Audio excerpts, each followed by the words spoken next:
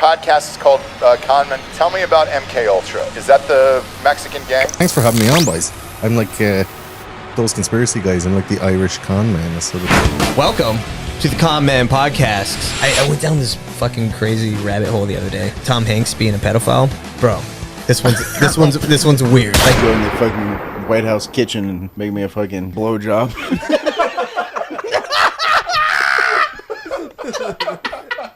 And that's on like White House letterhead. That's how I would run shit at the White House. Right. I'd be wearing nothing but tracksuits and shit. Adam Hester, sketchy Russian dudes smoking cigarettes everywhere. It'd be sick. Welcome to international espionage and warfare. But if you're America first, why would you want to get exploited into this war in the Middle East? Makes me sick. Yeah. Look at these two fucking assholes. That's so fucking gay. God damn, Tim Gay. His name is Tim Gay now. Tim Gay. That's his new name. Why do women love abortion so much? They're like posting about it, protesting. Like, I get it, you know. I want to kill a baby just as much as the next guy. But you got to keep that shit to yourself, ladies. You're sounding a little psycho. David Blaine did he go to the island? Is that what they're saying? He's like, I'm going to make my penis disappear inside this 11-year-old girl. Is this your card? I found it inside your cervix. I'm going to do an endurance test. I'm going to keep my fist in your asshole for 3 straight days.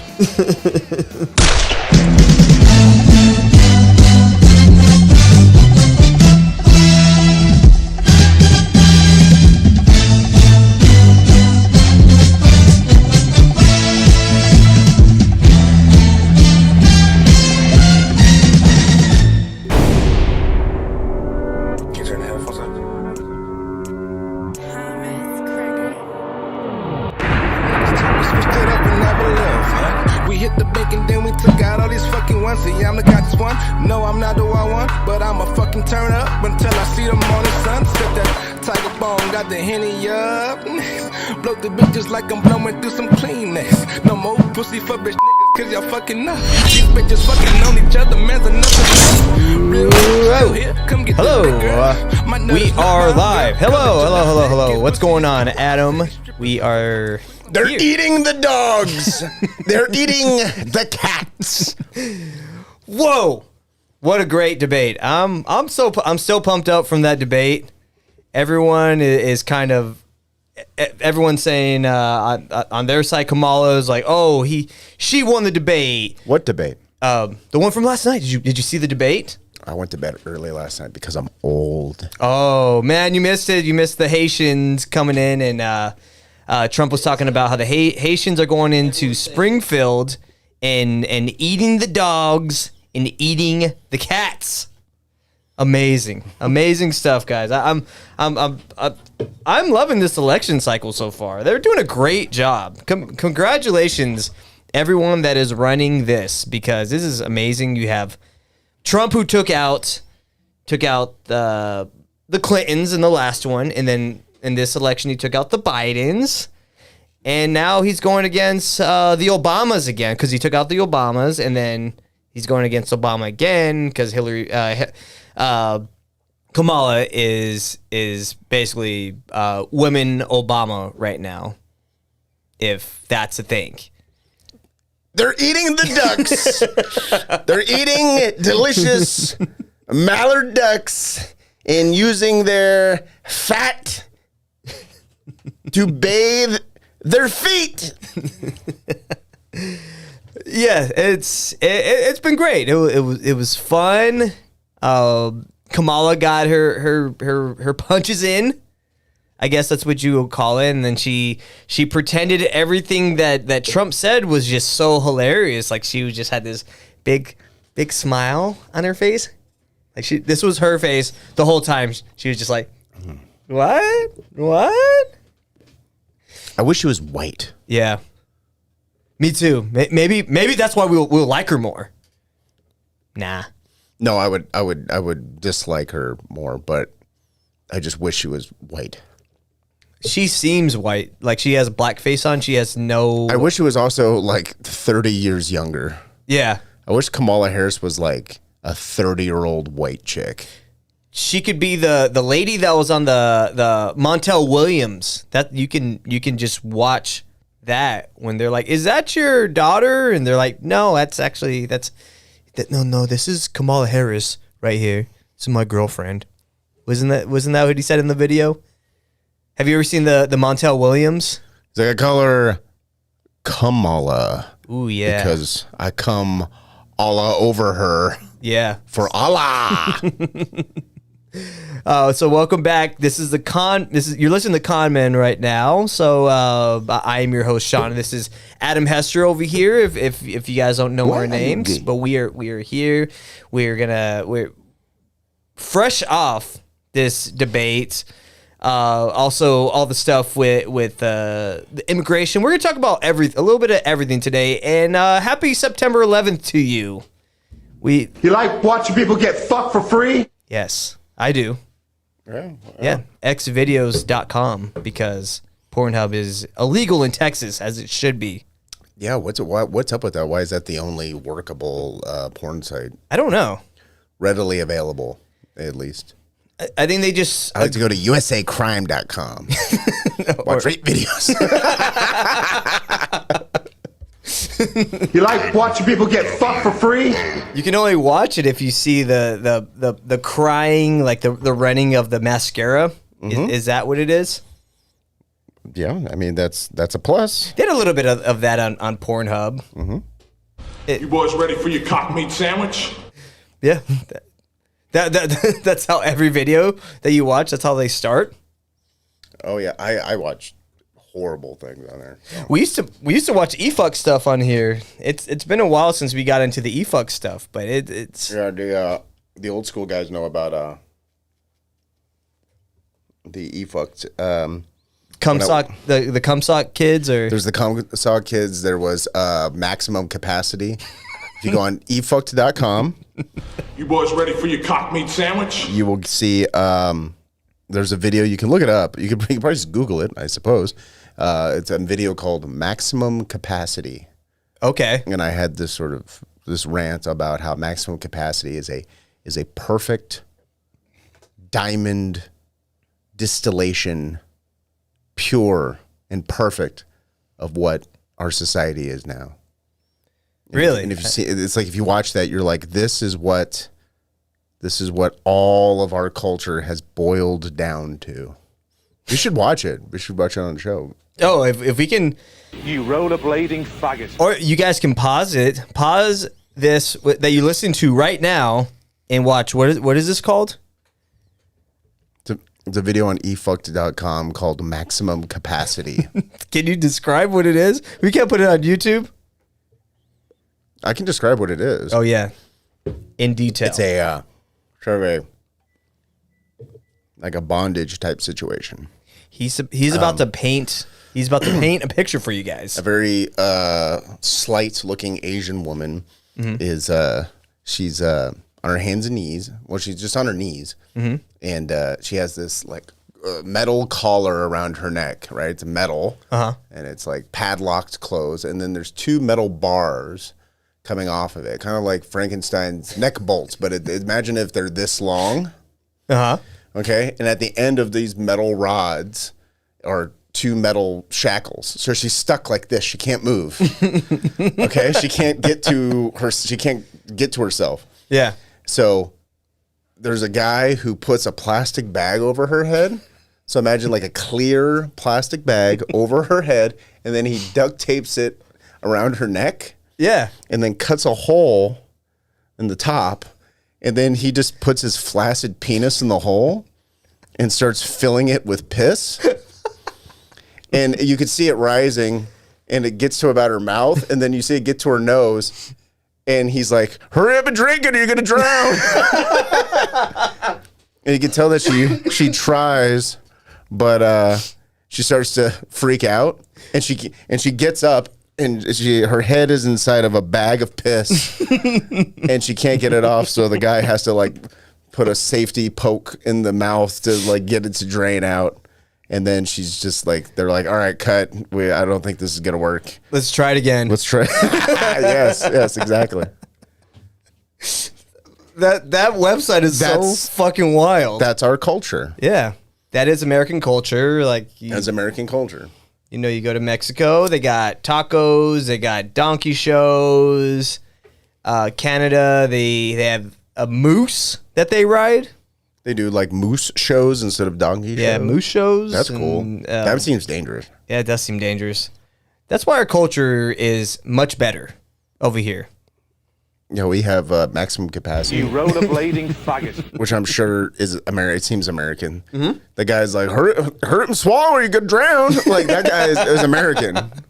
That guy is not from Latvia or something. Yeah. So welcome everybody. If you guys are new to the show, I'm looking in the chats right now. Came Insider. Apparently, Came Insider is Womb Raider. So hello, Womb Raider. We got Mike in here. Who else is Mr. Leo? Like welcome to the show. You guys are like coming into the show. People are starting to show up. We're going to talk about this debate that happened last night. We're going to talk about some of the invasion. So there's a lot of stuff going on right now. And then, of course, our memorial of September 11th. Never forget. They're eating the dogs. They're eating the dogs. It's.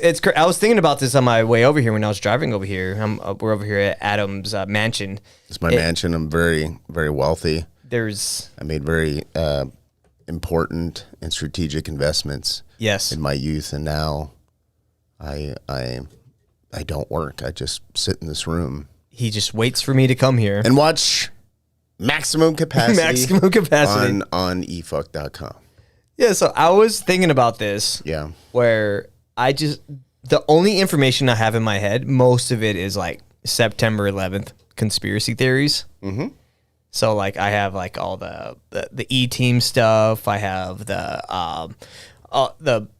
Tower 7. Of course, the Tower 7 is a big one, and then like the whole. I won't even say the name of the country because we got to push that to the last 30 minutes of the show. Okay. Because if I say the name of the country or the intelligence agency, they might take the channel down. The channel's doing better. I was just looking at the analytics. I showed I showed Adam earlier. Oh, I want to bring it up again. But literally our analytics from September 10th and September 11th, which is today, is showing 2 towers.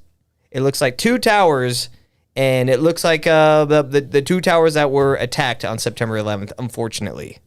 But that's what our analytics, it goes from really low over here, and then 2 bars that look like the World Trade Center.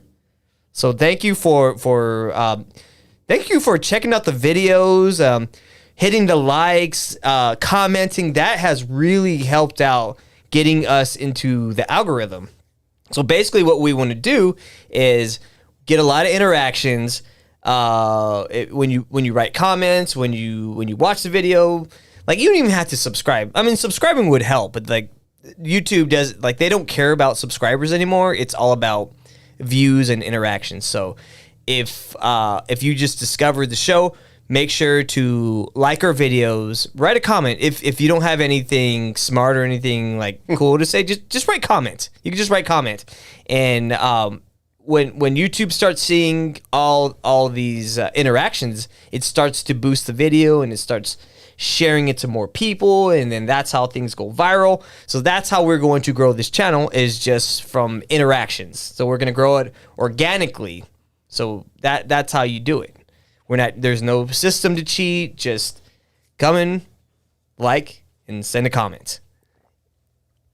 But yeah, so that's how we're gonna grow the show. We're gonna keep doing this, and this is what, from all my research, I've been watching a lot of videos on how to grow YouTube videos. So like it's all about interactions. But anyways, back to the show. I don't want to bore you guys too much on that. Just fix your shit, Nick. That is the best way to support the show. And if you want to financially support the show, you can always go to patreon.com/Conman podcast.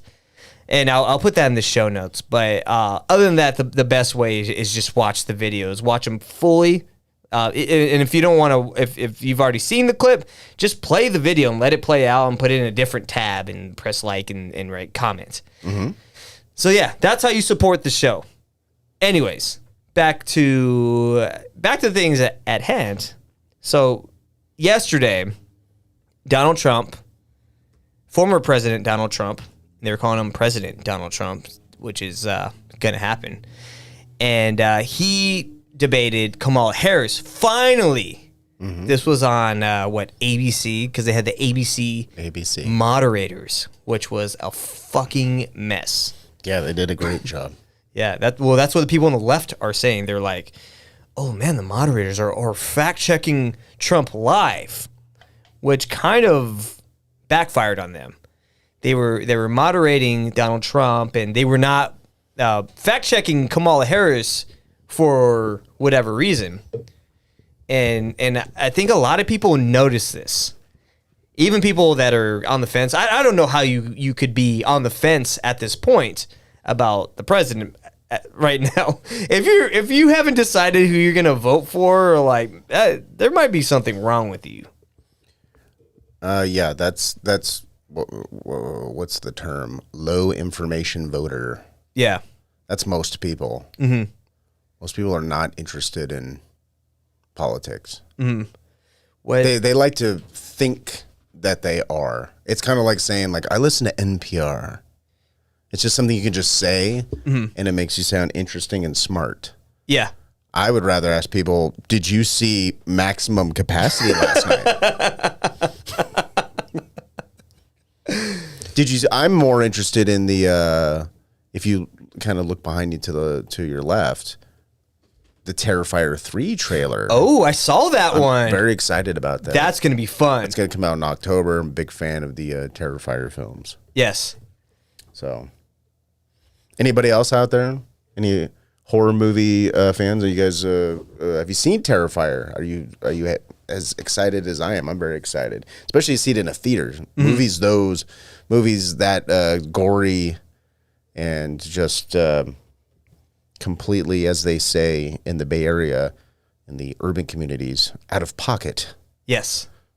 The Terrifier films are out of pocket.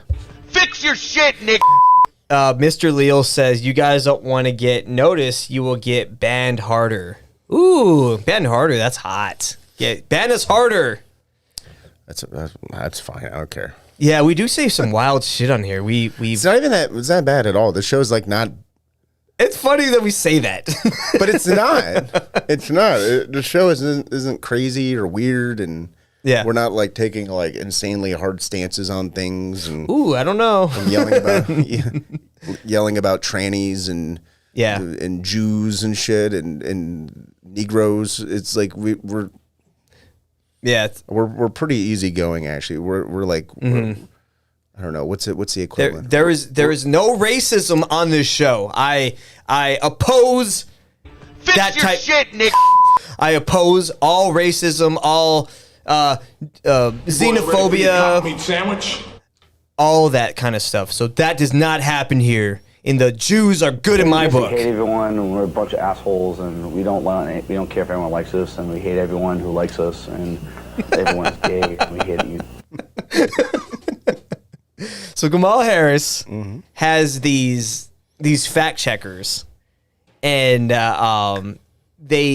she says this thing where that has been debunked, and the whole thing about the good people on both sides thing that happened almost 10 years ago with the Charlottesville thing. That's why Joe Biden ran, and she was like he believes that there was good people on both sides and did not say anything bad about the neo-Nazis, the white supremacists, even though he did.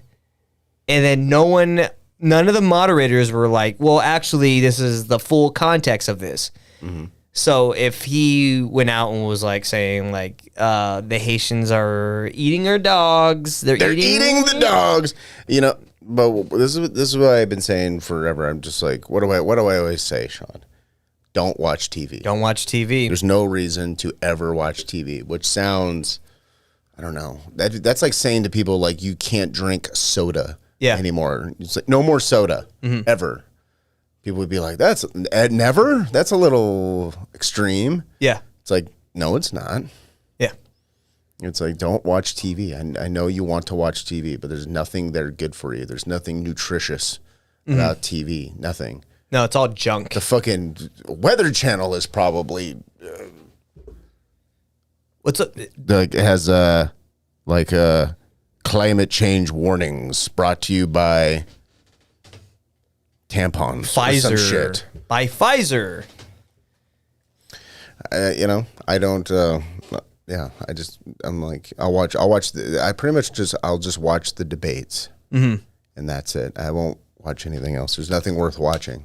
Nothing. I'll debate that with anybody. They took Tucker Carlson off TV, so now he's only on Now X. there's nothing to watch. There's on TV. nothing to watch on TV. Yeah. That was the last great show to watch. And he's keeping it real because even the right is going after Tucker Carlson, like people, because he's being critical of everybody. And then like when he worked at Fox, they're like, you can't talk about this, you can't talk about that, you can't talk about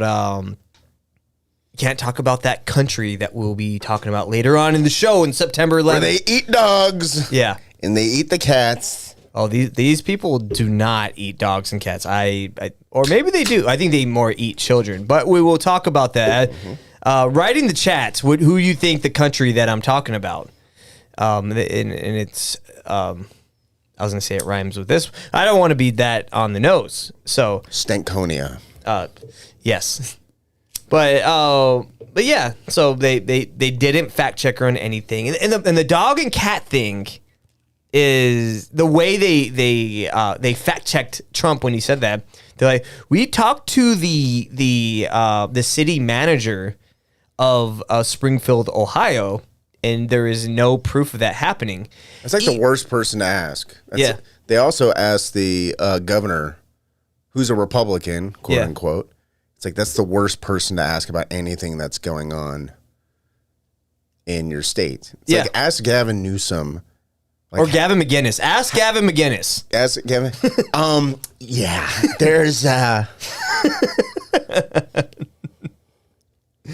a bunch of Japs overrunning. No, I don't know. There's no racism on this show. God. At my company downtown, I have a giant office where I'm just alone most of the day. I should just work on my Gavin McGinnis impression. That's kind of the extent of it right now. That's not Ryan Katsu Rivera. That's not what we're doing today, okay? This is why you're stupid and fatherless. That's good. That's a good Gavin McGinnis. Holy shit. Hey, work on. That's where I'm actually gonna be him in a fucking like black and yellow Fred Perry shirt for Halloween. Yeah. See if anyone notices. This whole cat thing, has really, like, before the debates, it like blew up. They had Donald Trump was even sharing these like AI images of like the cats and him saving cats. It was kind of like the thing about the right is they're not really great at making like TV shows and movies, but they're good at the meme war. They're fucking destroying on the meme war. And like throughout the week you saw, and that's culture now. That's maximum capacity. Yes. Okay. That's the bear. That's the masked singer, whatever the fuck. Let's say hello to Ruben Schneider. Oh, Ruben Schneider. Is he in the chats? I believe so. Fix your shit, Nick. So if you switch over to my computer, so these are what the memes look like. So Prism Mitch, who's also a good follow on Twitter, it's all these make a Meowica better and it's just true. These are good. Oh my god. These are all new. Go back. In reality, they're not after me. They're after your cats. I'm just in the way. So the right, fucking, that's pretty funny. Fantastic, fantastic. It's so at these silly, memes. but I like it. I think there's a lot of comments on here. Oh, cat lives matter. He's saving a goose and a cat. A beautiful duck, nice smooth head duck. He reminds me of Mark Levin. Mark Levin. Mark Levin's show might actually go away. He had to have some like emergency surgery or something. Oh, really? Actually, I like Mark Levin. Yeah. I like Mark Levin. He's like the one that no one, when people are just like, oh, Fox and shit like that. But no, people talk about Hannity and Tucker Carlson. People talk about Tucker Carlson like he's still on Fox, which is weird. But I'm like, dude, Mark Levin, like no one claps at fucking Mark Levin. No one's trying to clap back at him because that guy's. He's great. Back in 2016, I feel like no one. Yeah, you're right. I've never thought about that, but no one really talks about him anymore. He's written all these books. Yeah, because and it's like he doesn't have. I don't know. He just doesn't. He's not hateable. Mm-hmm. He's not like like back in the day, like during 2020, you have like Shannon Bream. Was it Shannon Bream was before or after Tucker, and then Laura Ingraham was like those are like Laura Ingraham, Shannon Bream. There's like two blonde bitches where you're just like, what the fuck do those whores know? Yeah, hope they fucking fuck each other with a crucifix. It's like, oh yeah, but like Mark Levin, people are like, who's that? Yeah, he was. A lot of people like old school. He looks like you, and like he kind of does. Like 30 years. Yeah, that's what I'm gonna look like. Good evening, America. It's just me yelling racist stuff. I'm racist Mark Levin. That's what I am. But anyways, so you have cat meme war happening with all the people on the right who are much better at memeing than the left. So it's clearly funny. And then you have people like Eric Swalwell. Did you see this video from Eric Swalwell just completely having a meltdown about these memes? He's like phony fucking meltdown. Yeah, you guys. This is just yeah. I have Dios mio, guys. Is it Mike MYK? I think it's I call him Mike. You call him Mike. Mike noticed my pipe. Yes, correct. This is the 7 LA Arencia. Oh wow, what a good catch! Good eye. I mean, it's super noticeable. It's like, but it's like, yeah, good eye, dude. Yeah, that is great. Good job. We'll send you a T-shirt. Yeah, we'll send you 1 million conmen bucks. Oh, conmen bucks. There you go. Fix your shit, Nick. So if you switch over here, I have a shot over here. Give me some volume on the. Let me start this over. We'll send you a T-shirt. What the hell is this? Yeah, we'll send you 1 million conmen bucks. Oh, is that me? Oh, that's me. Sorry, guys. Let me. I have it playing over here with all my 1,000. Hold on. Okay. Let me go back. Apologize for that. We should be good to go. Let's start this video back over. Yep. In the hell is this? Chairman tweets, protect our ducks and kittens in Ohio because he goes down some crazy rabbit hole, completely debunked that aliens are. They're eating the rabbits. That's why they're not eating the rabbits. They're in their protective holes. Okay, Mr. Chairman. Fix your shit, last Nick. year, for a very long time, you tweeted and promoted Kanye West as he was calling for genocide against the Jews, and you kept it up. And now, when we have victims coming here, you're tweeting this nonsense. You talk like a fag, I don't and know your why you shit's would all do this. retarded. I hope you're okay.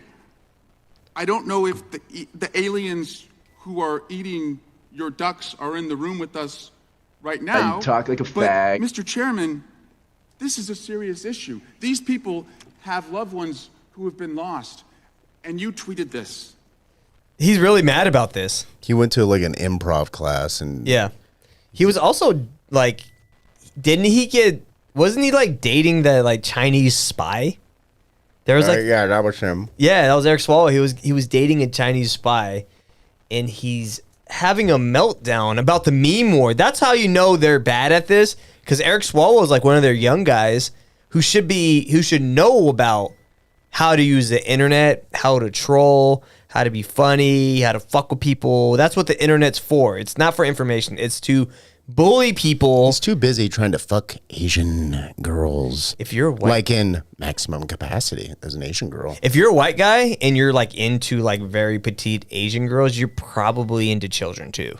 So I don't trust you, Eric Swalwell. You're a pedophile, and then we should beat you to death. Not me. I'm not saying we should kill you, but I'm saying maybe someone else should. I'm not telling you how to do it.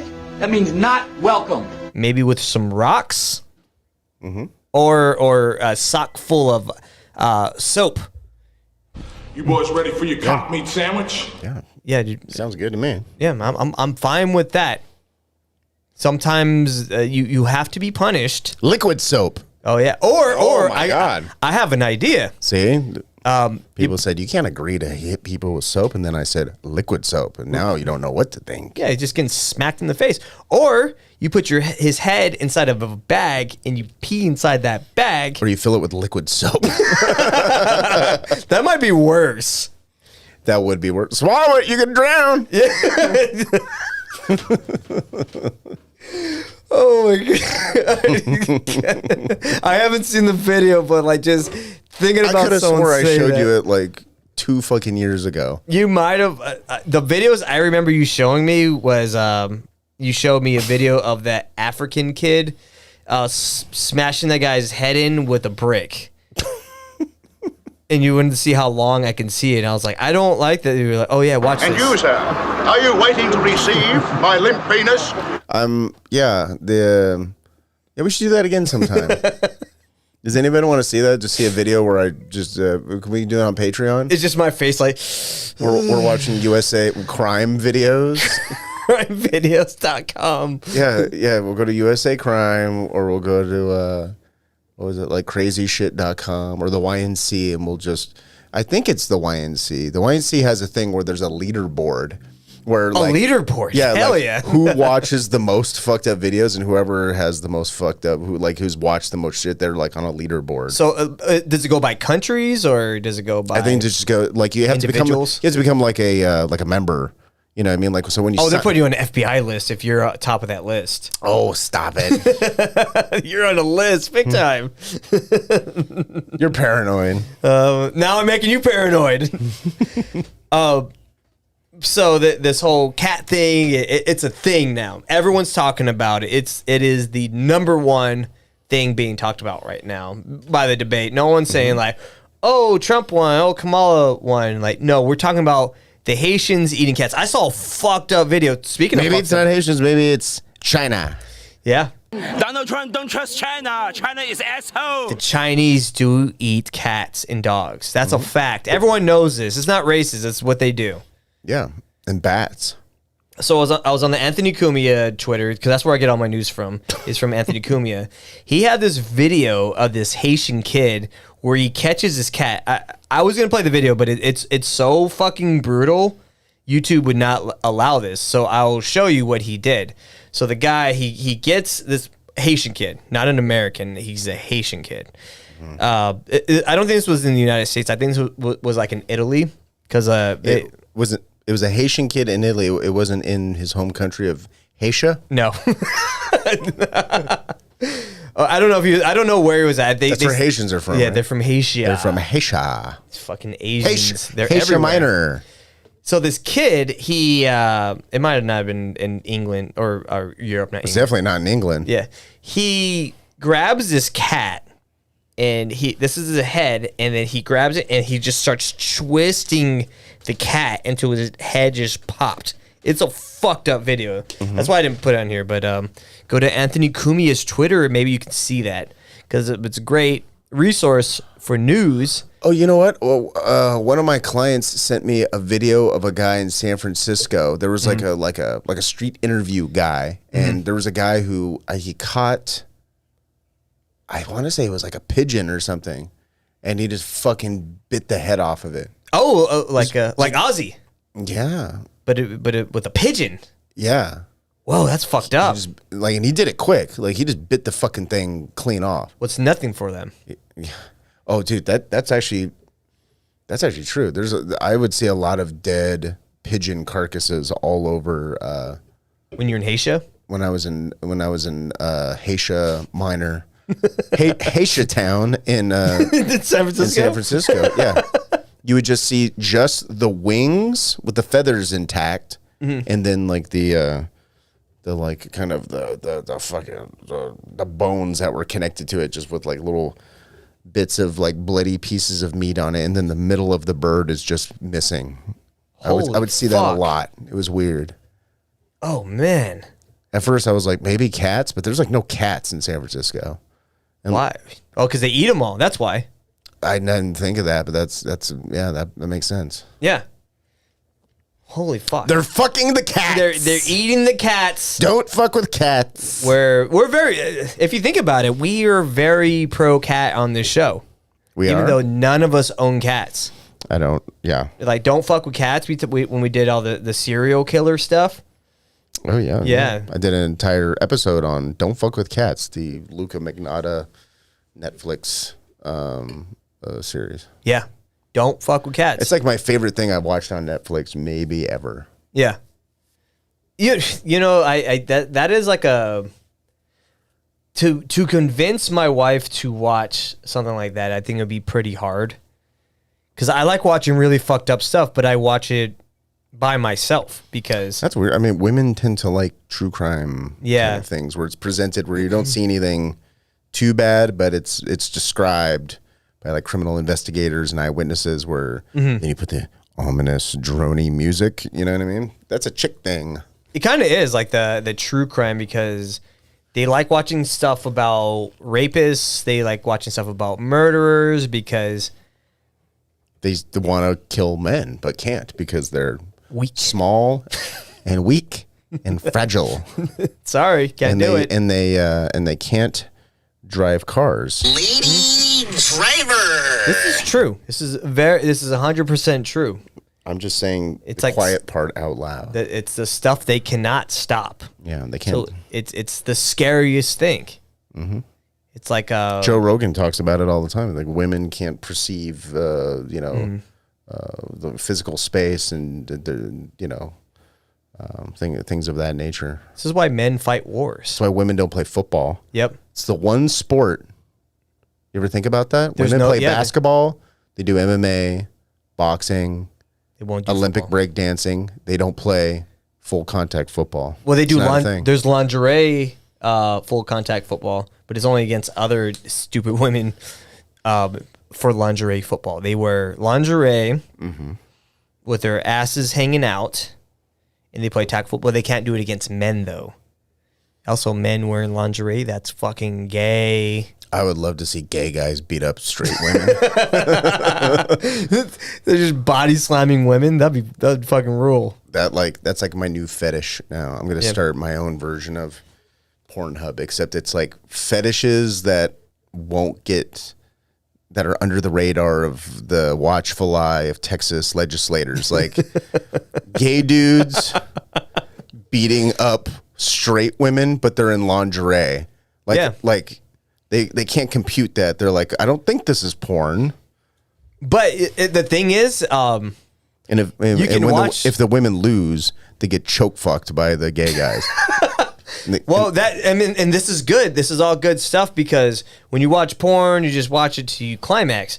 But if you're watching a gay guy beating a dumb woman, you want to watch it until it's over. Most people are not watching a full porn. They're like skipping through parts. This is a click-through rate. It's called the CTR for YouTube talk. You like watching people get fucked for free? You got a good CTR that is going to push you up in the YouTube rankings. So, quick reminder, watch the videos, click like, comment. Like and subscribe now. Yeah.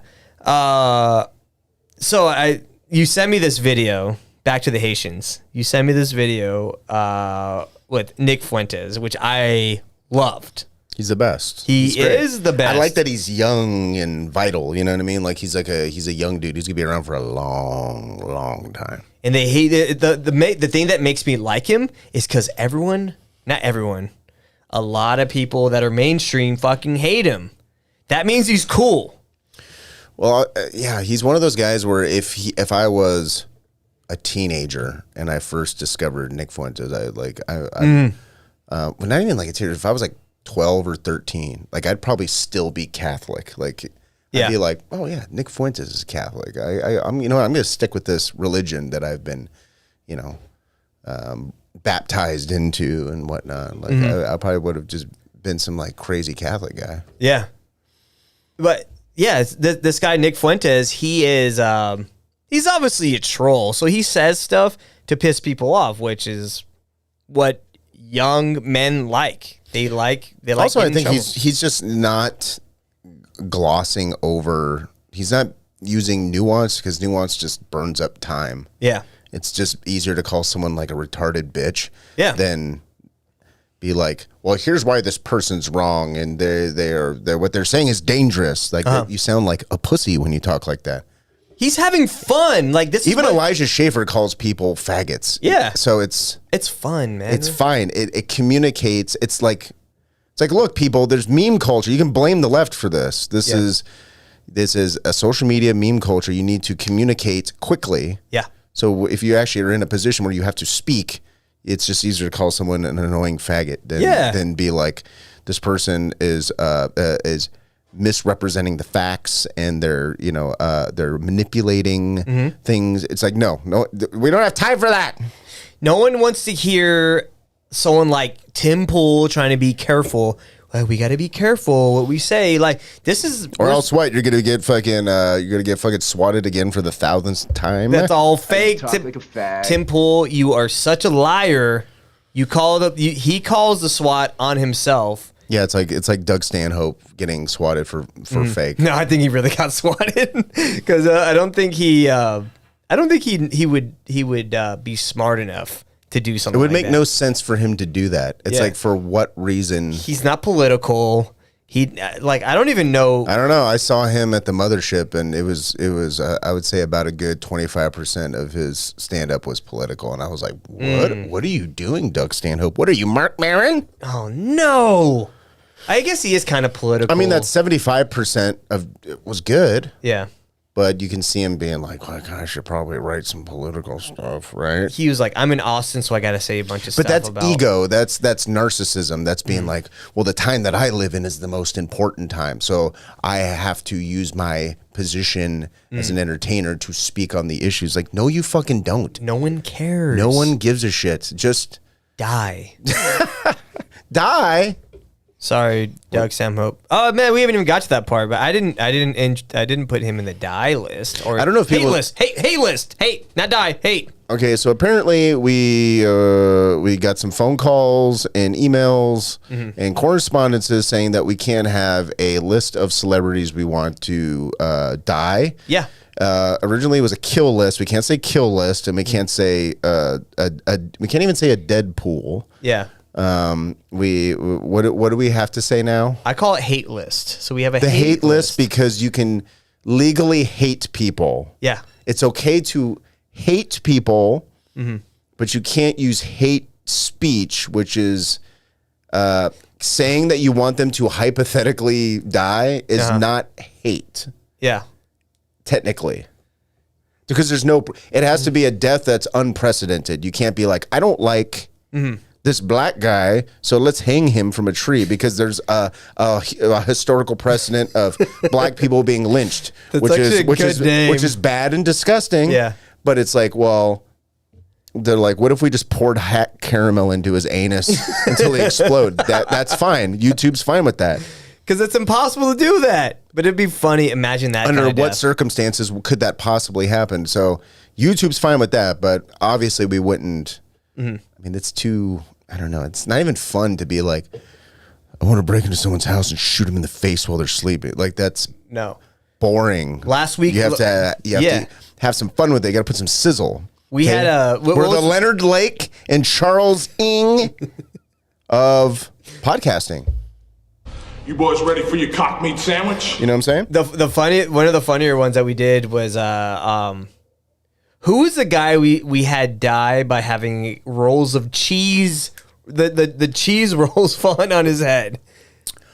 Who was that? That was Stanley Tucci. Yeah, Stanley Tucci. Yeah. I wanted Stanley Tucci to go to the Parmesan Reggiano warehouse factory in Parma and just have these like 100 pounds wheels of cheese falling 4 stories and just falling on top of him in an avalanche, and then he just dies and shattering his neck. And then they're like, then the Italians are like, but we spent the 24 months of making this orgean. We still have to sell it, but we could sell it top dollar because this is the cheese that killed Stanley Tucci. It'd be Tucci Reggiano. Tucci Reggiano. Okay, and there's blood on it. Okay, we covered with a thin layer of wax. Ooh. Sealed the blood within. It'll look like American bowling ball. Hell yeah. That's a great idea. I would just have a wheel of Reggiano uncut sitting here covered in Stanley Tucci's blood. And that's okay to say. Yeah. You join Patreon, maybe we'll get you a little cut of that cheese. We'll wrap it in a vacuum seal plastic. Mm-hmm. Call it Tucci Bloody. No, it has to have a cool name. You can't say it. Bloody is a little too on the nose. Yeah. Tucci Sangre Reggiano. That's perfect. Beautiful. It sounds nice. It kind of sounds romantic. And then it'll have a picture of him with his neck just separated from his body, and it'll be on there, and everyone will get it. Well, these people in the chat will get it. Anyways, back to Nick Fuentes, who's great at this whole thing. He's talking about the Haitians. Let me introduce this video so that everyone knows who it is. Nick Fuentes. He's more like this. How would you describe him? More of like a troll, or he's a shit talker, younger guy. Mm-hmm. He's he hates everything. He that's how I see it. How do you see this guy Nick Fuentes? He's a little hard to explain because you don't really know. I think he's definitely based, and he's very critical of his own party. So he's not like a complete right-wing lapdog. Mm-hmm. And but he's really young, so he talks shit like a young person. Mm-hmm. And I don't know. It's just like it's refreshing. Mm-hmm. His show's he has a show called America First on Rumble, and it's very refreshing. He does nice long shows. He's got a great set. His set does look good. He used to do it was all green screen before, but I'm looking at this video. It looks like he has actual physical studio that he has. So I hate green screen studios. Mm-hmm. Like Kumia has that. Kumia has one, yeah. Not anymore. Who else has it? Oh, is Kumia not doing the... Oh, yeah, that's right. He has like the wood finish. Because green screen looks fucking terrible. Got the Amazon furniture fucking background and shit. Yeah, oh my God. It's fucking embarrassing with his fake teeth and his fake hair. It's fine, though. Count. I love Kumia. He's a legend. Yeah. But anyways, Nick Fuentes, he has this new studio. It looks good. He's talking about the Haitians. This is where we've been fleshing out this whole episode. So he's talking about, he will say racist stuff, but he's being funny. So I don't have a problem with it. Some people might. I don't know if you guys are gonna listen to him and be like, "Oh, this is fucked up." This is racist. I don't think people shouldn't not say racist things, but I think there's a scale of racism. Like, how racist are you being? I think if you're operating within the scale, it's not a black and white thing. There's many shades of gray.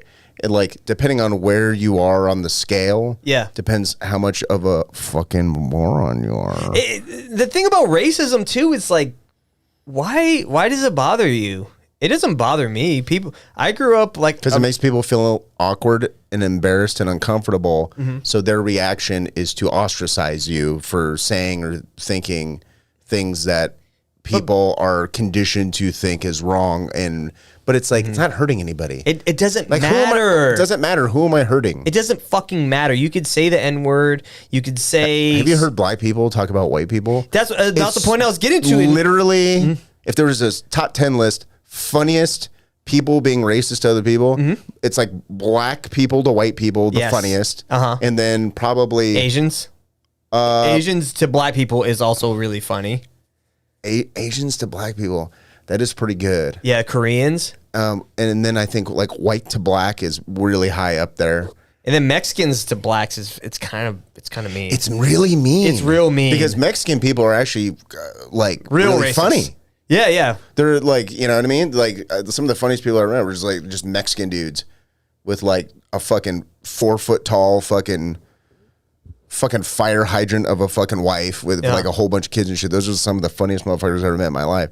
But when it comes to like race, like they haven't translated that sense of humor to ball busting other races. They haven't figured it out. They haven't figured it out because it's just like they want someone to pay. But maybe if they come across the border and they stay here for a few dozen generations, learn our culture, they assimilate, then they'll get better at making fun of people in a racial way, perhaps. I grew up in a mostly Mexican and black neighborhoods, and everyone would make fun of each other for their race.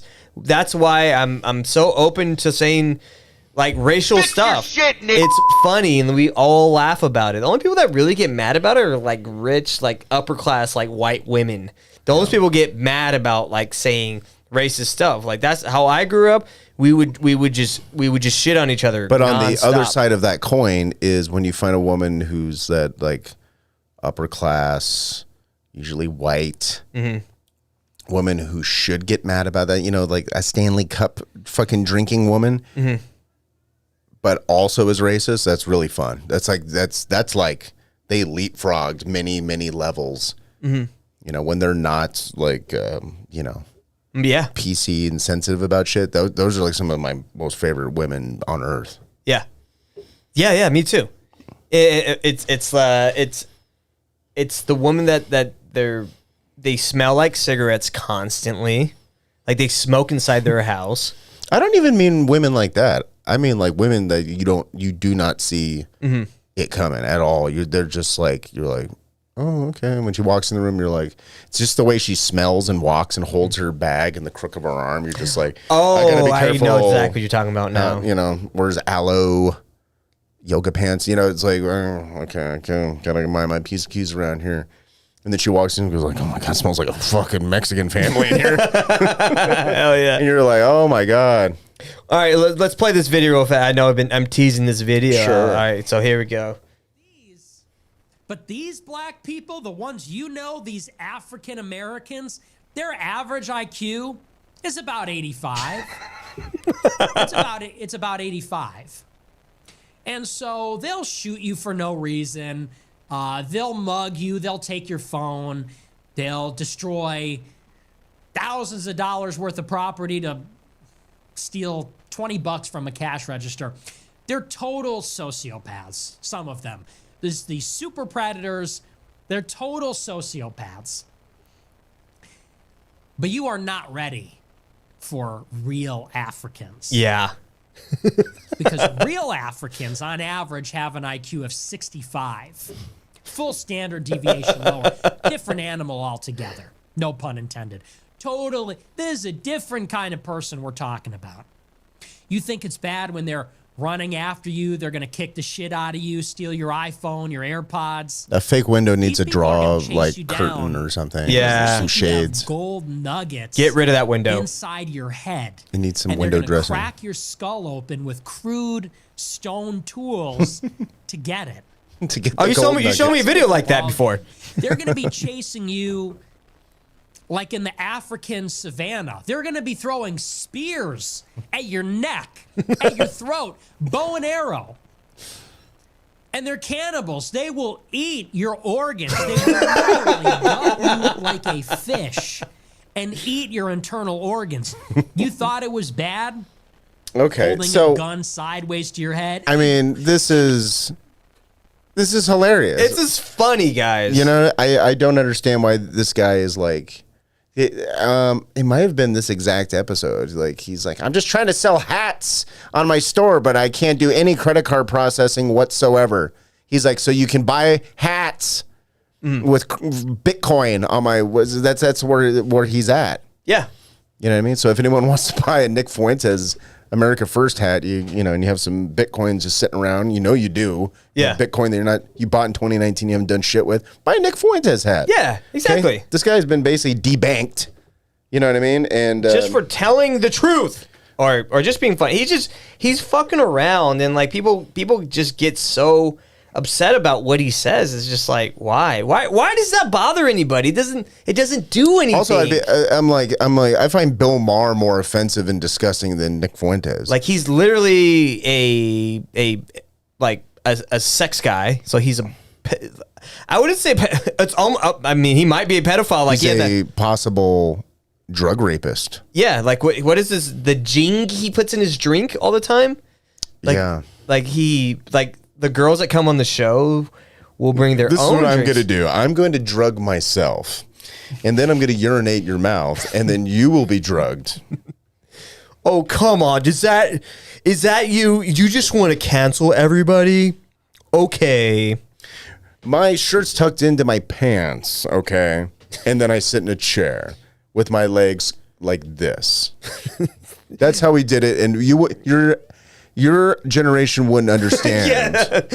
Wearing tidy whities and having missionary sex with a black. Because I love black women. Everyone knows that. I'm not a racist. Just me and Robert De Niro have sex with black women, which I don't believe, by the way. I don't think Bill Maher likes black women, and I actually don't believe that Robert De Niro does either. I think that's like a character he's doing that he was working on for Robert De Niro that movie, The Heist, with him and Edward Norton, because he has a black girlfriend in that movie. So I think he was just playing a character, but he's just continuing with that character because it wins him points with, I don't know, Queen Latifah or somebody of that ilk. He's trying to be the guy on what was that movie he was on where he was like the dad? Was it Harlem Nights or Harlem Nights? Not Harlem Nights. I don't think there's a single white person in Harlem Nights. No, not Harlem Nights. Are you talking about Silver Linings Playbook? No. What was that one where let me ask you a question. The movie that you hate, the one where where the bikers come in. Oh fuck! Bronx Tale. Yeah, Bronx Tale. What the fuck? Bronx Tale sucks. Yeah, Bronx Tale. But like, you know what's actually a good movie? Is Silver Linings Playbook. Have you seen that? Oh, I have seen that movie. I actually like that movie. Yeah, it is a good movie. I don't know. That's my hot take for today, guys. I like Ooh, that's a good hot take. I like a faggy Jennifer Lawrence Bradley Cooper movie about a guy, a good-looking guy with Arrested Development whose dad is fucking Robert De Niro. That doesn't seem like a movie you'd be into. That's very strange. I know. I saw it once and I didn't want to see it. Yeah. And then I watched it. I was like, oh, that's not bad. Yeah. I don't know. I'm a sucker for a family story. A story that's about a family and not about a bunch of narcissists trying to do something fucking stupid. Yeah. Yeah, good point. That's a good point. Also, I don't like A Bronx Tale. It's stupid. Yeah, it is. You almost ruined that movie for me. I'll debate that with literally anyone at almost any time. Yeah. Bronx Tale, bad movie, 0% on the Skeleton Factory movie score. Okay. Yeah. I think everyone liked it for the time because when it came out, it was like when all the mobster movies were coming out. That was a little bit after Goodfellas, right? Yeah, Goodfellas was 90. Yeah, so you had Goodfellas, you had Casino, Bronx Tale was out around the same time. Sopranos was still a thing. Sopranos. Just in that 90 to like 2001 era, you have your Sopranos, Bronx Tale, Goodfellas, Casino. You have all that shit. And you even have like Analyze This and Analyze That. Yeah. Like all that shit came out, in that little window. But now it's like people are like, Italian mobsters, like that's not a thing. Italian mobsters have podcasts now. Which is annoying. I hate it. And fucking retarded. I fucking hate it. I thought I'd like it. Is there anything more cringy than like, I was a mobster 30 years ago and now I have a podcast. My show is brought to you by Just for Men Hair Dye. Yeah. Are you convinced I'm 25? Hey, yo. Give me that Stanley Tucci Parmesan Reggiano del Sangre. Shut up. This podcast is about... Shut up or I'll call the FBI and you will fucking go back to jail where you belong. Yeah. Okay? We don't like criminals on this show. I don't like the mob. I fucking hate Shut the up. mob. I hope you all go to jail because you're criminals. We're anti-criminal on this show. Yeah. Okay? Bunch of thugs. Yeah, we don't stop romanticizing You are the Spicks of Italians. Yeah. Stop romanticizing Vegas in the 1960s. No one gives a shit. Yeah. Okay? 1960s sucked. Nothing happened in 1960s. Nothing was going on in the good. 60s. Nothing good. Until Vietnam came around, and then finally we had something to do. Send those boys to die. Get them out of here. There's too many of you. Mm-hmm. Jesus Christ, LBJ was right. Send them out there. Get them. You boys ready for your cock meat sandwich? Let them deal with all the biological shit and all the LSD. That's a good. The CIA had a good plan. Let's get them out of here. Yeah, get them out of here. Get them out of here. Blow their legs off and send them home. Yeah. Bye. Go home to mommy. Go home to mommy. Fools and suckers.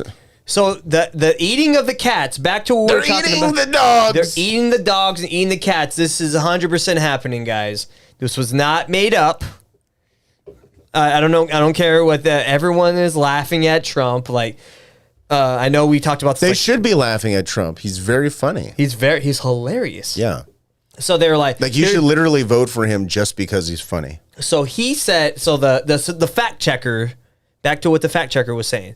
The fact checker was the guy from ABC, Muir. Is it Alex Muir? Is that his name? Is that his fucking name? I think it's Alex Muir or David Muir. David Muir, a lizard person who's been correcting us and everything.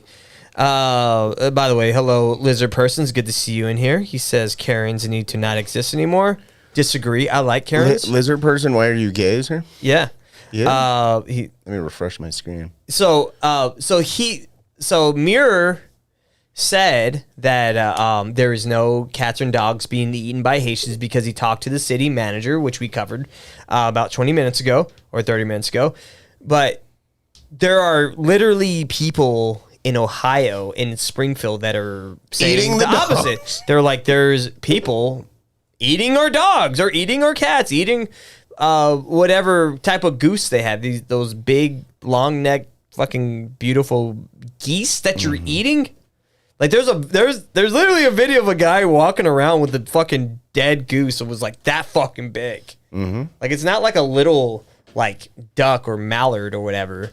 Yeah. It's a big, beautiful. I can't believe you do that to a goose like that. They're so beautiful. Why would you do that? It's like there should be a law when I become dictator of everything. I'm going to have a law where it's like, if you want to have homeless people in your city, you have to pay to have homeless people in your city. Yeah. Otherwise, no homeless people. Mm-hmm. How The homeless people should be just- American also.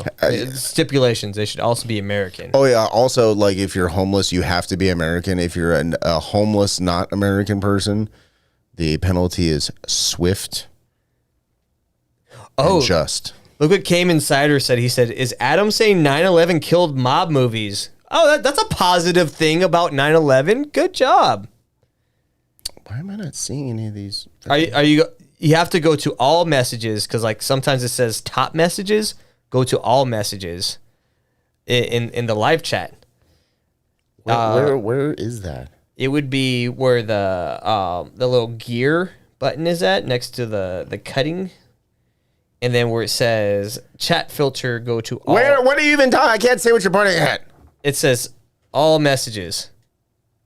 Like where you press. But I'm on a laptop. It would be in there somewhere. Okay, live chat. Okay. Oh, there it is. There it is. So that's the 9/11 ended mob movies. So back to the Haitians. And this is what people don't want to talk about. This is only being talked about on one side of the political spectrum. Is all the Haitians they sent to this town in Ohio, Springfield. They sent over 20,000 Haitian immigrants. Why? Why the fuck would they do that? And this isn't like made up. This is like real. This is a town of like 53,000 people. Now they send 20,000 yeah, it's as of 2022, Springfield, Ohio has 58,000 people, Mm-hmm. and they sent another 10,000 people. So here's an article. That's insane. Biden, this is on Town Hall. Biden admin gives illegal aliens from one country temporary protective status. It says on Friday, when was this written in? This was July 3rd, 2024. It says on Friday, the Biden administration announced that over 300,000 illegal immigrants from Haiti will be given temporary protected status. This would apply to Haitians who arrived in the country or before June 3rd, 2024. So why is that happening? Also, look at this. The racial demographics of, it's just, why do we have to torture the whites? Remember the whole also, replacement theory? That's no longer a conspiracy ding, theory. ding, ding. There is a replacement. It seems like it's a plan. Yeah, the like, replacement theory thing, I was like, I don't know. I need more information and stuff like that. But when I see stuff like that, I'm just like, maybe there's something to the... There's the information. It's right there. The information. So yeah. Where am I going next? So this guy, that's not it right there. So there's literally people in like town hall meetings talking about these Haitians just taking over their towns, and it's not like it's the actual people They're there. poor white people. They're poor Sean, white. no one gives a fuck what they think. Don't you know that by now? There's even black guys they're talking about it too, because they're saying that these Haitians have came into their town. Oh, here it is. I found it. No, it's not it. Where the fuck did it go? I had an article. I had a video in here. I must have not saved it. Oh, here it is. Let me. I think I saved the wrong thing. Oh, here it is. I found it. The odd that a guy like me has to come out from doing what I do on a daily basis to have fun, because I see what's going on in these streets, and I see you guys just sitting up there in them comfy chairs and suits, and and I'm getting out here every day, and I'm broadcasting this, and you guys are just sitting up there in suits or something. Like, I really challenge you guys to get out here and do something. These Haitians are running into trash cans. They're running into buildings. They're running into... they flipping cars in the middle of the street. And I don't know how, y'all can be comfortable with this. I don't know, who's getting paid from it. I honestly feel like someone's getting paid from it in the background. You got a bunch of people on a bus getting dropped off at a gas station to come down here. I know a single mom that FaceTimed me tonight, FaceTimed me this morning at the welfare office that really need something. And it's nothing but immigrants over there. And I don't even want to, seem like I'm coming down on the immigrants, because it's the people that's bringing them down here. Because wherever they're at, that's what they're used to, bro. They're in the park grabbing up ducks by their neck and cutting their head off and walking off with them and eating them. Y'all get the Highway State Patrol down here every week, and then y'all get a task force for the Highway State Patrol, and they look for guns and they look for dope and this and that and the fourth. That same people that y'all got riding up and down Limestone doing U-turns, pulling people over for blinkers and pulling people over for going left to center and a couple miles over. Y'all can take them same people, the Highway State Patrol, and you can take them in every single one of their silver Chargers and Dodge Durangos, and y'all can take them to Sunset, and y'all can park them right over there, and y'all can teach people how to drive, since the Highway State Patrol knows so much about traffic laws. Because it's mind-boggling to you, yeah. Y'all pay them. They can go over there and teach these Haitians how to drive, because it's getting I'm getting thousands of views on these, and it's going to get bigger, and it's only going to get worse. And y'all sitting up there in these chairs, all y'all need to get out here and do something. Y'all making hundreds of thousands of dollars. Y'all need to put on a T-shirt and some Crocs, and then y'all need to come out here in these streets, and y'all need to go out here and I'm out here before the police is. Y'all need to do something, bro. Y'all really got to stand on business. Y'all getting paid all this money just to wear a suit and sit in the chair. So these guys he's yelling at are the city council people, but these guys are too busy talking to the guys from ABC to fact check Donald Trump, saying, "Oh, the cats and dogs and the geese being eaten." There's no proof of that, but there's literally people talking about this happening. Like there's the other guy that was talking about this whole this was the monkey video. So hold on, let me pull this up real fast. All right, go ahead. Going down the road, you fucking sand monkey. There it is. Damn. That's what I say to them. You say it straight to their face? Straight to their face. I mean, why beat around the bush? Okay. What do they say to that? They don't say nothing. I don't understand them. They don't, I guess apparently they don't understand me, but trying to learn our Do you language. see them trying to learn English and assimilate to the American culture? No, I don't. Because it's mind-boggling to you, yeah. There's 12 motherfucking Haitians that live there, and there's another 7 or 8 lives right here in this corner house. I'll knock on that door, yeah. And 4 of them just moved in here. They ain't in there yet, but they're going to be in there next week. So you're going to be the minority very shortly if you already are. We already are the minority. Yeah. What would you say the percentage currently is of Haitians to OG, original Springfieldians? You mean percentage-wise? Yeah. Probably them 60%, that's 40. Yeah. It's Are all, they eating cats in the neighborhood? Is that real? Man, I heard that. The white Pam? devil right there. They had 6 chickens in their backyard a month ago. 6 walking around fucking chickens, and they ain't none back there now. Now there's over 20 now. Fucking where. They take our fucking apartments. That, the landlords make the people move out so they can rent to the Haitians to get more money. It's bullshit. You go to the grocery store, there's no fucking groceries because, they give them $3,000 a fucking month plus food stamps.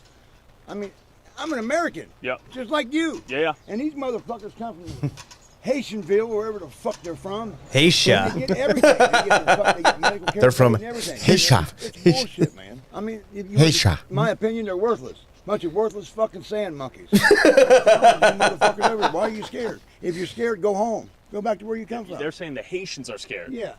But no one told them to come here. Nobody told you to come here, motherfucker. Pack up and leave. Mm-hmm. I mean, it's just. Can we have this guy in the invasion show? Of our fucking freedom, man. I mean, we get nothing because they give it all to them. I heard there were rumors. I thought that was Tim Walls. I wasn't sure. Cats and a Canadian goose. Is that true or completely false? He said they come here to work. They I don't see. eat cat, and they don't.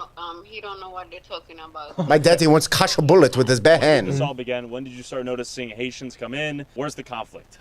They started coming in around the beginning of March. Okay. And there wasn't that many of them. A couple thousand. Do you think you're treated equally and fairly in that regard? No, not at all. Not at all. I did it just on the spur of the moment. I went down to the Job and Family Services just to see what I could get. Yeah. They want to give me $76 a month. And they're giving the Haitian families how much? See, a month? if you're wearing horizontal lines, that just accentuates your fatness. Yeah. Don't do it. Send that kid back there to tell that woman there. Nothing. It's a Slim Jim. That's it. You have to wear horizontal lines. It's more slimming. Sure. I'm disgusted with them. I mean, So Okay, yeah. So that's the sand monkey. Sand monkey guy. I love sand monkey guy. Sand monkey guy. If you see this video, hit me up. You can come to Texas. We'll have you on the show. Yeah, we'll put you up. You could sleep in one of the houses in the backyard. You can stay at Sean's house. Yeah, you can sleep in my garden. No, stay out of the garden. Actually, don't come to Texas. I changed my mind. I don't want you here. I don't want people yelling "sand monkey" in front of my kids. Only I can say stuff like that. Yeah. Oh, I thought you were afraid of him like eating your garden. But he would probably be upset because you're not growing cheese. So I'm on Team Human. I care about you. I appreciate you. I love you.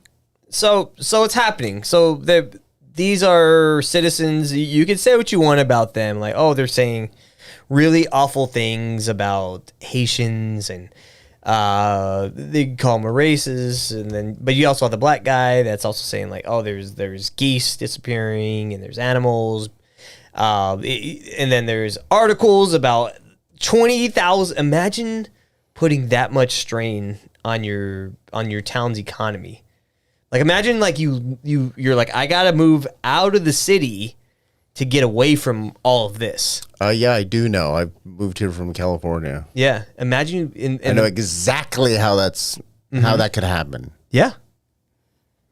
And then this is what happens. Like you try to escape it, and then they send it straight to your They send it straight to you.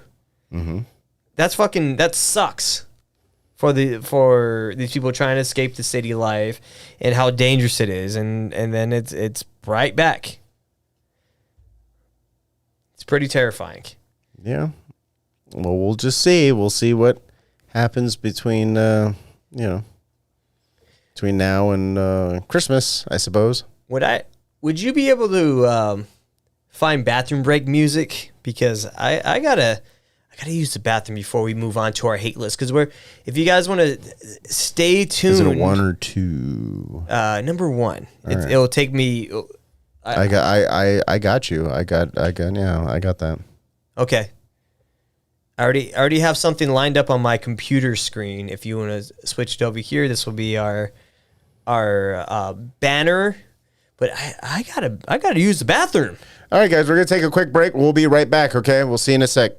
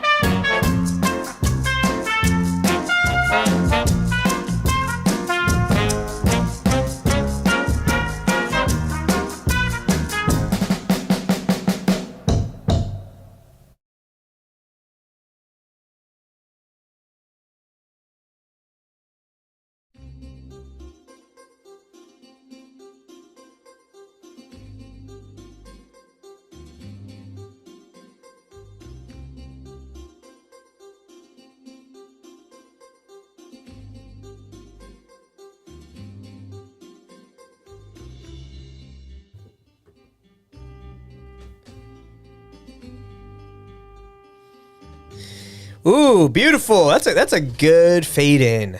Yeah. I just nice dissolve. Ooh, Abe, I was just reading the comments. The lizard person was he said.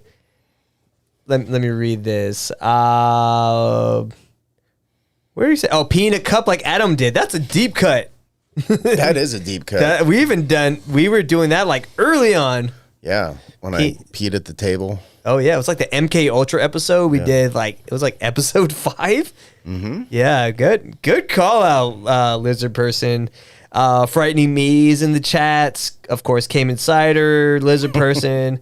Frightening Me was at the OBDM chat. I might have said that all backwards, but that's like Charlie Robinson, all the conspiracy people over there. They do a great show over there. But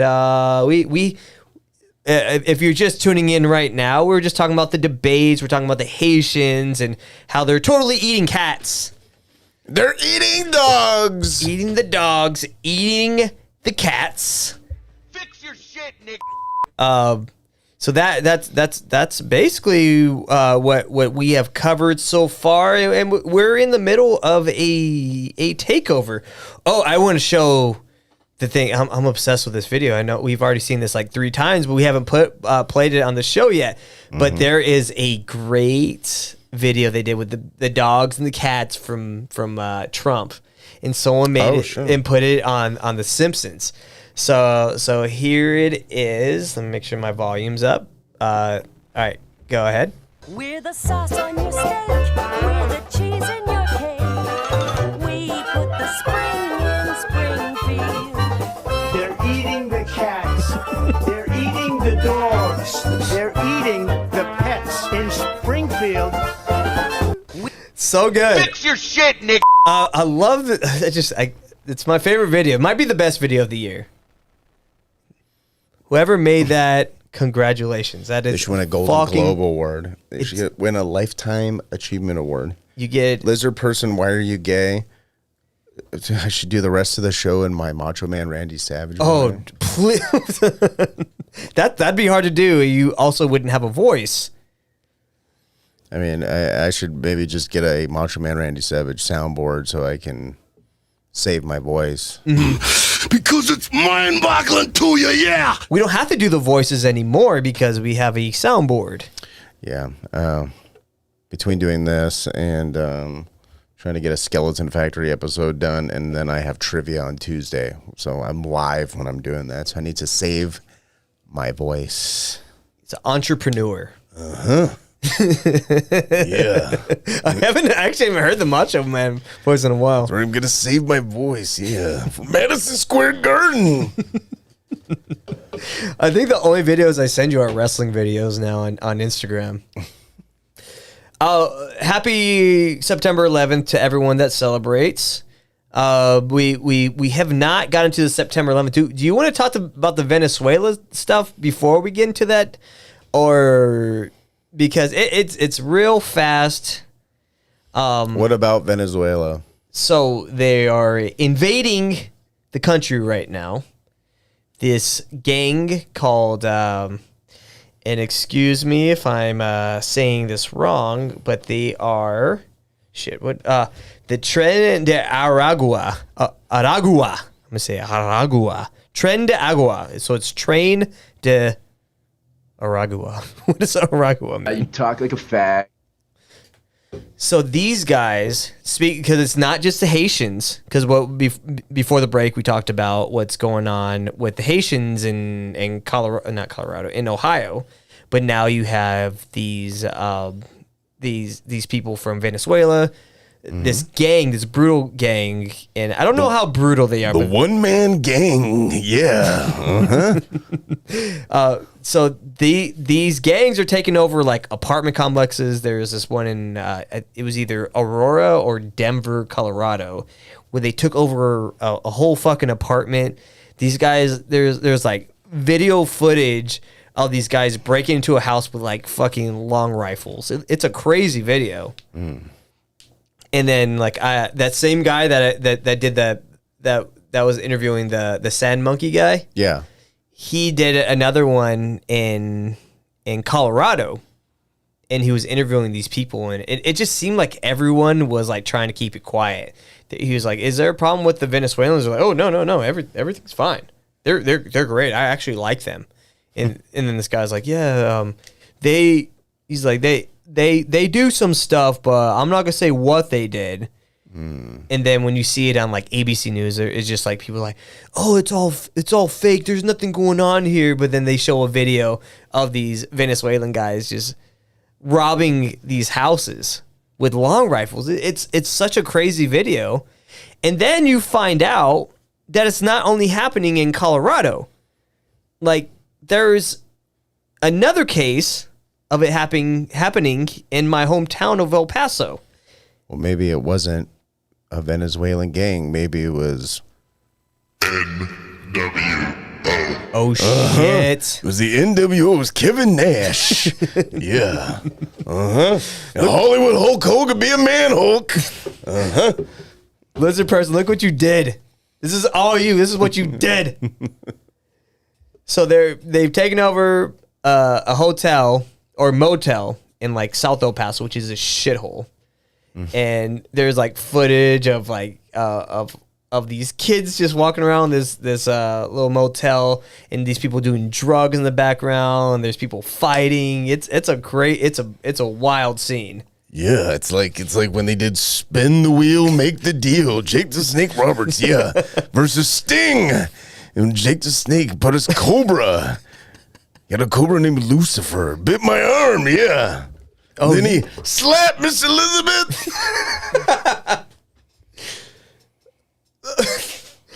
So this thing happens in El Paso. Now they're in Dallas. So this whole takeover. It's a mess. And we've been talking about how the border is a mess, how Kamala, how she's just completely fucked up the whole border. We're in complete invasion mode right now, so it's a problem. We're in what Jesse Lee Peterson would call a fallen state. Yes, we are a fallen state, and I don't know how you fix it. It's so fucked up that I don't know how you would fix it. I guess you could throw more money at the border patrol, but it's like these people are already here. Mm-hmm. And I'm trying to figure out why they would let this happen. You can think about maybe we can throw. Yeah, it's real to me. God damn it! Still real to me. Damn it. Yes. So that's what should be done. We should be throwing snakes. Frightening Me says a stunt cobra. Don't think so. You're a liar, Frightening Me. That's a real cobra. Yeah, that's actually not a cobra. That's actually it's Hillbilly Jim. Yeah, he's gonna take off his snake mask, and it's Hillbilly Jim. So yeah, that's all I want to talk about. I wanted to cover that really quick. I have tons of notes on the Venezuelans, but I want to get into 9/11 because it is September 11th. You never forget. And yeah. I just wait, and it's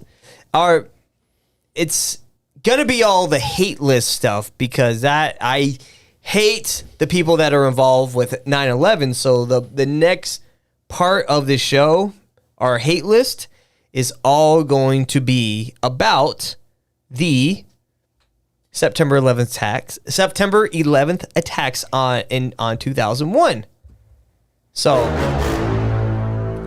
and we're gonna debut the music, the new jingle we have. Oh, wonderful! For the new hate list, because I was like, we need a jingle.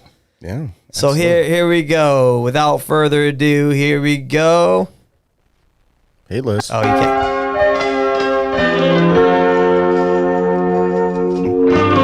Sean, were we supposed to see? No, they're seeing it right now. They are. Are you sure? Yep. Okay. So that is. Let me see if it pops up on here. There it is, because you're seeing it on the video. Boom. There it is. Let me know what you guys think of the new. I hate you, Hulk Hogan. I hate your guts. Oh, Woom's in here now. Oh no, he's been here. He's Came Insider. Davy's in here. What's going on, Davy? How did Davy know that was Woom? Davy Boy Smith. Yeah, the British Bulldog. So Came Insider. This is perfect that you said this, Womb Raider. He's talking about how Benghazi happened on 9/11. There's a lot of stuff that happened on September 11th. That's a big day, 9/11, because I wrote a few dates. That is like, for example, the Pentagon began construction on September 11th, 1941. Did you know this? No. It's still real to me, damn it. I thought that was really interesting. George Bush Sr., he had his famous The New World Order speech on September 11th, 1990. And then, of course, you have Benghazi that happened. 1990, those WrestleMania 6, yeah. I want to see these. At the Sky Dome in Toronto, Frightening Me says, Cayman has outed his sock puppet account himself. Yes, you did. Mr. Socko, yeah. Yeah. You can run, but you can't hide. So these are anyone that's this is kind of a new portion of the show we've been doing the last few episodes. It used to be a kill list. It's not a kill list. It's a hate list. It's a chill list. So we've had some famous people that we've talked about. We've had Tim Pool. We've had David Goggins on that list. Why are you gay? Stanley Tucci. Why are you gay? Also, Uncle Laser is on there. That's what I want to talk about. Why are you gay? So before I get into the hate list, I want to talk about, because I'm going to stay on topic, but also this is more of a love list. I saw this video, which I loved. So we have a love, and brother a hate. love, yeah. So this video right here, let me make sure I'm muted over here. This video, speaking of Uncle Laser, a guy that is a complete phony. But there's a video he was on that I loved so much. But he was on Kill Tony. I think it was this week with Sam and Jay and the other guy that says the N-word with Joe Rogan. The fuck is his name? Who? But anyways, he's on here. And The N-word. You're talking about Hulk Hogan. Yeah. Said the N-word. Now you're removed from Peacock and the WWE network. Okay, you can't say that word. No. Especially you're offending all my friends in the rap business. So Adam. Not Adam. When did I say Adam? Uncle Laser was on Kill Tony, and here's a video of him bombing, and then Tony Hinchcliffe just fucking making him his bitch. So I love this video. Give me some volume. I wear a ski vest indoors. It's 106 in Austin, Texas. You ready to have the best fucking day of your life? And then he does this whole thing where he's like, why are you gay? All right, here, I'm going to play it right now. Interesting is that he didn't just puke in the toilet like a 12-year-old. He puked all around the. So he's talking about they were doing the Madison Square Garden show, and then Uncle Laser got drunk and he like threw up all over Red Band's I guess hotel room. So this is the context of what happens here. Red Band, okay. Yeah. The Red Rooster, yeah. Toilet, so I had to like piss like an arch just to go to pee. I understand what happened there because Laser thinks he's a man. So what happened was like, I ain't gonna throw up. I just ain't feeling so good. Right? You're trying to lie to yourself.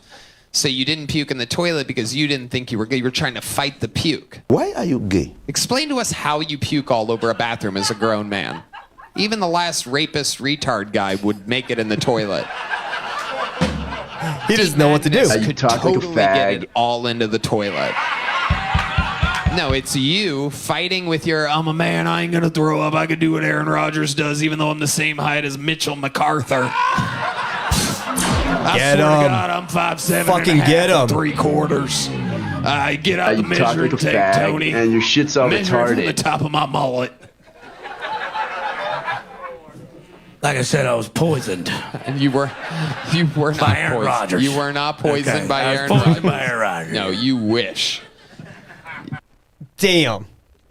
So I love that video. It's Tony Hinchcliffe just I mean, I think everyone's pretty much done with Uncle Laser. Go to his comments on anything he does on Instagram. No, I thought that was an excellent recovery. I thought it was very well timed and funny. He was He's like I said, I was It's called circling back around. It's what we call a callback in the Yeah. comedy community. Nobody on Kill Tony would know anything about comedy, but I do. I'm an expert. Yeah. They're not very funny. And yeah, Uncle Laser completely. Cream of the crop. Yeah. He has Tony Hinchcliffe just turning on him, which is great. I'm fully in on Uncle Laser just being everyone's bitch. Everyone's just gonna make fun of him now, and he has this stupid look on his face. It's funny because later on in that video, if you watch the whole video, Tony Hinchcliffe, he asks him to spell statistically, and whenever he's spelling statistically, he loses his accent.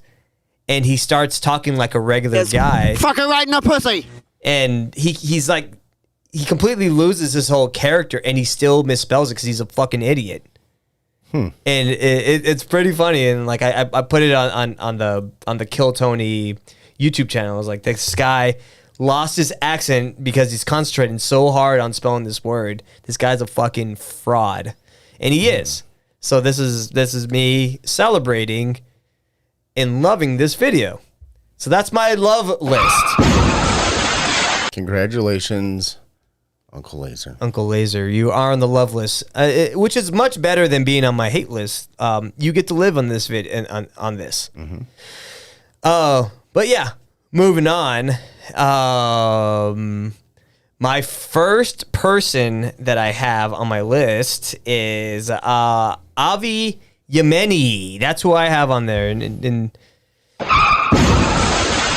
I don't know if he ever wrote to me. I have tons of notifications because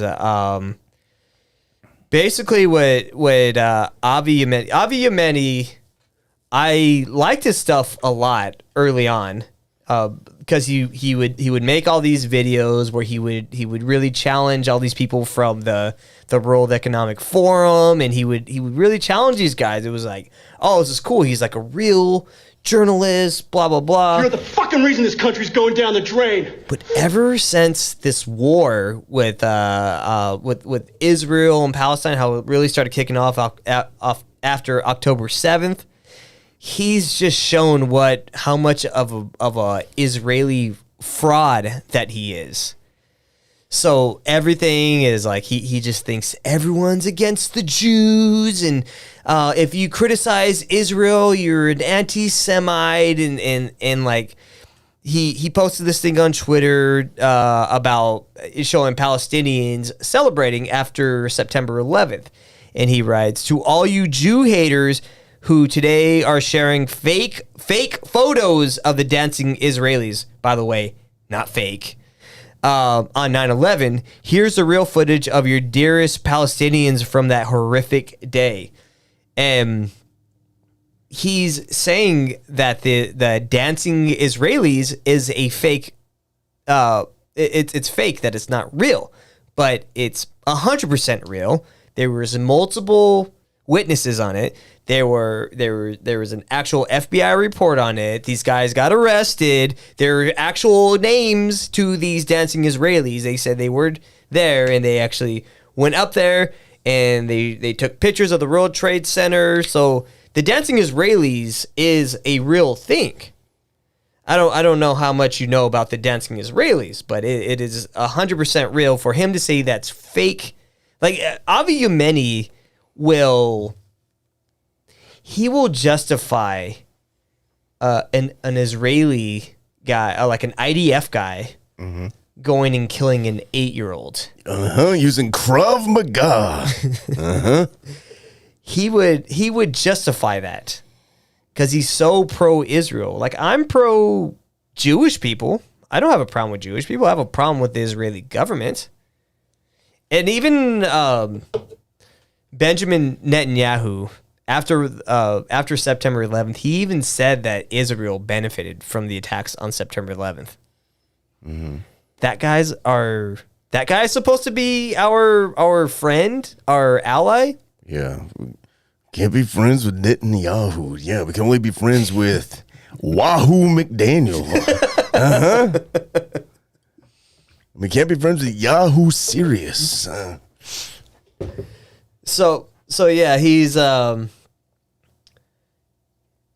So Aviumeni, I've made it a point where I have him. I turned the notifications on. He probably loves that people do this, but every one of his tweets is about how great Israel is, again, versus how bad like Palestine is, how bad Hamas is bad. I'm not saying they're good. I'm saying. I'm saying they're both bad because they both come from countries that nobody vacations in. Yeah. Because it's mind-boggling to you, yeah. Both That's countries. How I know your country's bad. Yeah, both countries. The people stink. Don't want to be a part of that. Get them out of here. If they try to come to the United States, I say deport them. Throw them into the ocean. Do what you did. You're the fucking reason this country's going down the drain. Do what you did to Osama bin Laden, allegedly. Mm-hmm. So that, you know what? I didn't come up with I came up with this guy. This guy was added to the list on my way up here, so I didn't come up with a way to kill him. And we can't throw him into a gas chamber. That's a little, that's not good. If he was to die, I don't know. I didn't think of it. We'll come up with something in a second because I don't know how I'd kill Aviumeni. I sent him to the Gaza Strip and have the IDF bomb it while he's playing a soccer game. But have his legs blown off. So like he has doesn't to play soccer on a minefield. Yeah. Oh yeah. Oh yeah. Uh-huh. That's right. You got it. You got it, man. Freak out. Yeah. So he would have to see the attacks happen because these things are they're dropping bombs on soccer fields, which is fucked up. So they're killing these people, but he has to see it, and his legs have to get blown off. So he has to see how awful it is, and he has to bleed out. He can't die right away. He has to suffer. Okay. And that's my first kill. I mean, my first person on the hate list. How do you feel about that? That's fine. I mean, do you have anyone you want to add to the hate list? Let's see. Comedian Mark Maron. Ooh, I like this one. Yeah. I think Mark Maron is I think he's mentally ill and not in a salvageable way to produce entertainment for people. Okay, I'm worried about Mark. I reached out to him today and it's, his response wasn't good. So I think Mark needs to be put down like a dog, perhaps. He has literally like a dog. Like we give him a little sedative to make him comfortable. I just think he has a really bad podcast because you don't like his podcast? It's very whiny. I went back and listened to Jewy. Oh no. Oh no, I listened to his Mark Maron and Louis C.K. episode. That's a good episode. I actually do like that episode. That's a pretty good episode. And it's them hashing everything out, right? Because I don't think his podcast is bad. His intro is bad. He's annoying to me, and I think he's at a point in his life where he sees people like Louis C.K. not so much anymore. People like Bill Burr. He's like, I think I can make money acting, so I'm gonna toe the party line a little harder, and then people will give me a pat on the head and then give me more acting roles, so I don't have to do stand-up comedy because I've been doing that for 30 years, and I really haven't seen much success with it, and people hate me on the internet because I'm a boomer. Yeah. So. Yeah, and it's like I think his voice just gets to me. It's like him and Aaron Berg have that very like whiny, Jewy voice. Aaron Berg? Yeah. Is it related to Goldberg? No. There's no gold in between it. Okay. Aaron Berg and Mark Maron have that really whiny kind of like, you know what, voice. Okay. Yeah, it's bad. It's like nails on the chalkboard. Mm-hmm. Yeah. How does he die?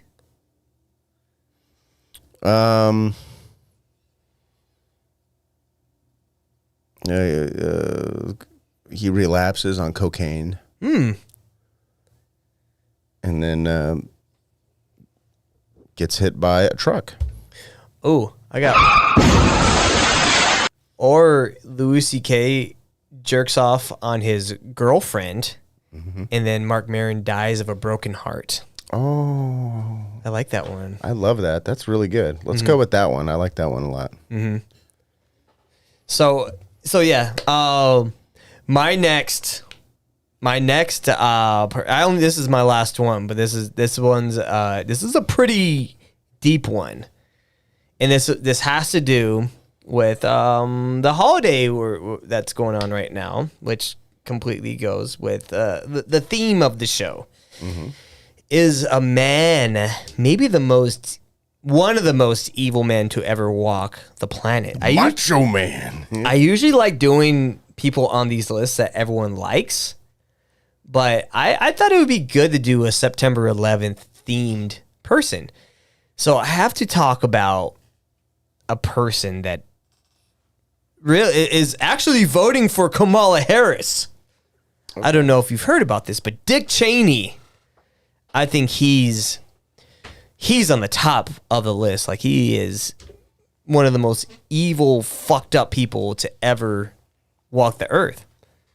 He, first off, he lied us into a war.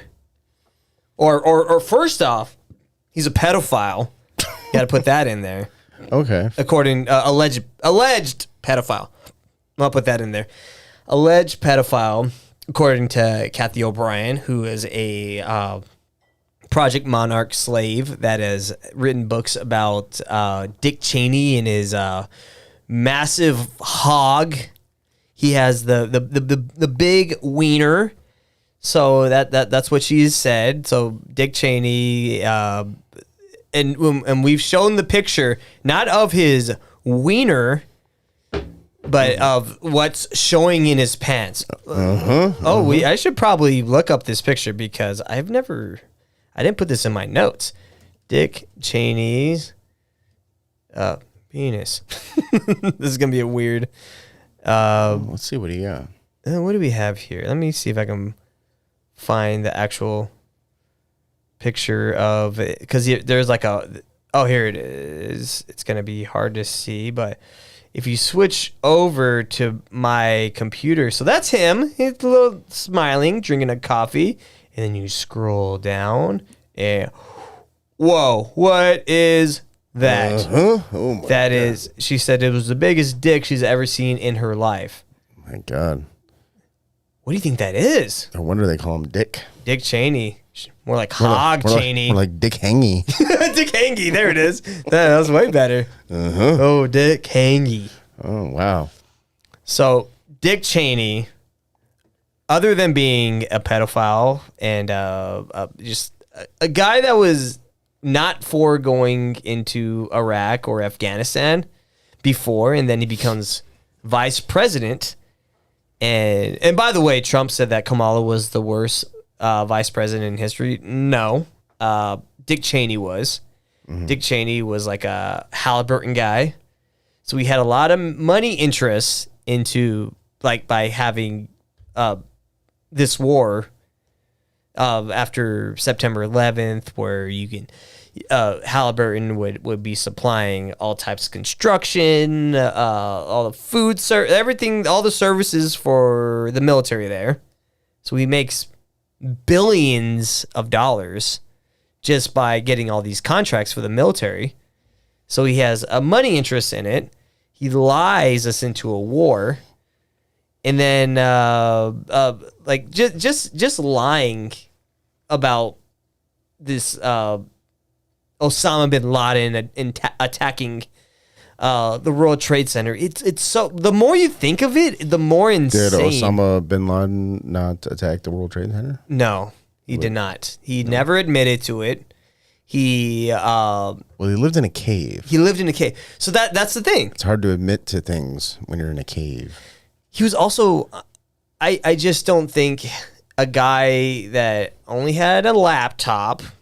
He was in a cave, and they pulled off this attack on, like, maybe on the country that spends more money on defense than anyone in the world combined. He did this out of a cave while he was on dialysis. Mm-hmm. And this guy was able to pull it off. I'm sorry, that's fucking impossible. And then I mean, it could have been a really cool cave. Have you ever seen the Day of the Dead? Mm-hmm. That movie? There's a zombie apocalypse, and all these people are they're held up in a pretty technologically advanced salt mine cave. He could have been in some sort of mine, some sort of decommissioned mine, or maybe the Bin Laden family who has a lot of money. Maybe they have money in mines, and maybe there was electricity, internet connection, things of that nature. Perhaps maybe it wasn't some primitive fucking like a cave. You know what I mean? Maybe it was like a cool cave, like the Bat Cave. No one says Batman lives in a cave. Why would you even be afraid of that guy? Yeah. Well, he has he has a cool cave, and he's rich, just like Osama bin Laden. Also, they send what is it? SEAL Team 6? Is that the one they send with Robert O'Neill? They go over there and with no video evidence. Wouldn't they want to put like a little camera there to catch the shooting of Osama bin Laden just to prove it? Like what police officers have? Why wouldn't they have that? Why? In case they accidentally violate Osama bin Laden's civil rights or something? It should be just to prove it. I would, because they should know that people are like, all right, you guys said you kill him, but how do we know? Unless we see a fucking head, or body parts. I saw an episode of the trophies. X-Files last night that was like that, where Mulder died, but he didn't really die. Yeah. Actually, he died in a cave, which is weird. Ooh. He died in a cave filled with alien carcasses, and they thought they blew up the cave with him inside, but he wasn't actually dead. It's a good episode. It's a two-parter. They always have little nuggets in there. Mm-hmm. That's what happened to Osama bin Laden. They didn't kill him. He didn't do it. They didn't kill him. And for the record, if you had, in a nutshell, an elevator pitch, what exactly happened on 9/11? What happened to the towers in New York City? Well, if you had a minute to describe to somebody who has no idea what it is, which is probably a lot of people at this point. Well, this is, if you grab some 18-year-old, be like, "Do you know what 9/11 is?" They're like, I don't know. Learned about it in school, but I wasn't paying attention. And then you had to be like, oh, okay, and then you just rattle off what it was. What would you say? I think so. A lot of people do not believe that, or not a lot of people. There is a section of conspiracy theorists that don't believe a plane flew into the World Trade Center. No. Planes flew in there, not by terrorists. They were remotely controlled. The plane ride from hell. So they flew them into it, and they explode. They crashed into there. There was thermite paint. Thermite paint. Who makes thermite paint? I don't know, but there is a who does? That's a good question. Yeah, I didn't think of it. Maybe Frightening Me would know. Maybe it's what was it? Sherman Williams? Is that the one where they a nice little it pours, it's like their logo is paint being poured over the earth? Yeah, it's an eggshell white. Yeah, I want periwinkle blue, please. Can I get thermite blue? I'm like, do you guys have puce? Yeah. You have a nice puce. Yeah, well, there's actually a peer-reviewed study that proves that there is thermitic material found in the dust from thermitic material. So I have it right here. Like this is what I'm talking about. See? There it is. Cover the earth. Wow. What a weird thing to say. So if you look over here on my computer, so this study that was done by the Open Chemical Physics Journal in 2009, it says an active thermite material discovered in dust from 9/11 World Trade Center catastrophe. And then when you go to the abstract, it says we have discovered distinctive red-gray chips in all the samples we have studied of the dust produced by the destruction of the World Trade Center. Examination of 4 of these samples collected from separate sites is reported in the paper. These red-gray chips show marked similarities in all 4 samples. One sample was collected by a Manhattan resident about 10 minutes after the collapse of the second World Trade Center tower. And it goes on. It just talks about how they found all this thermite that came out of like parts of the World Trade Center because it was fucking everywhere. They couldn't just hide everything because basically what they did with the pieces of the World Trade Center was it just dumped it into the ocean and sold parts of it to China.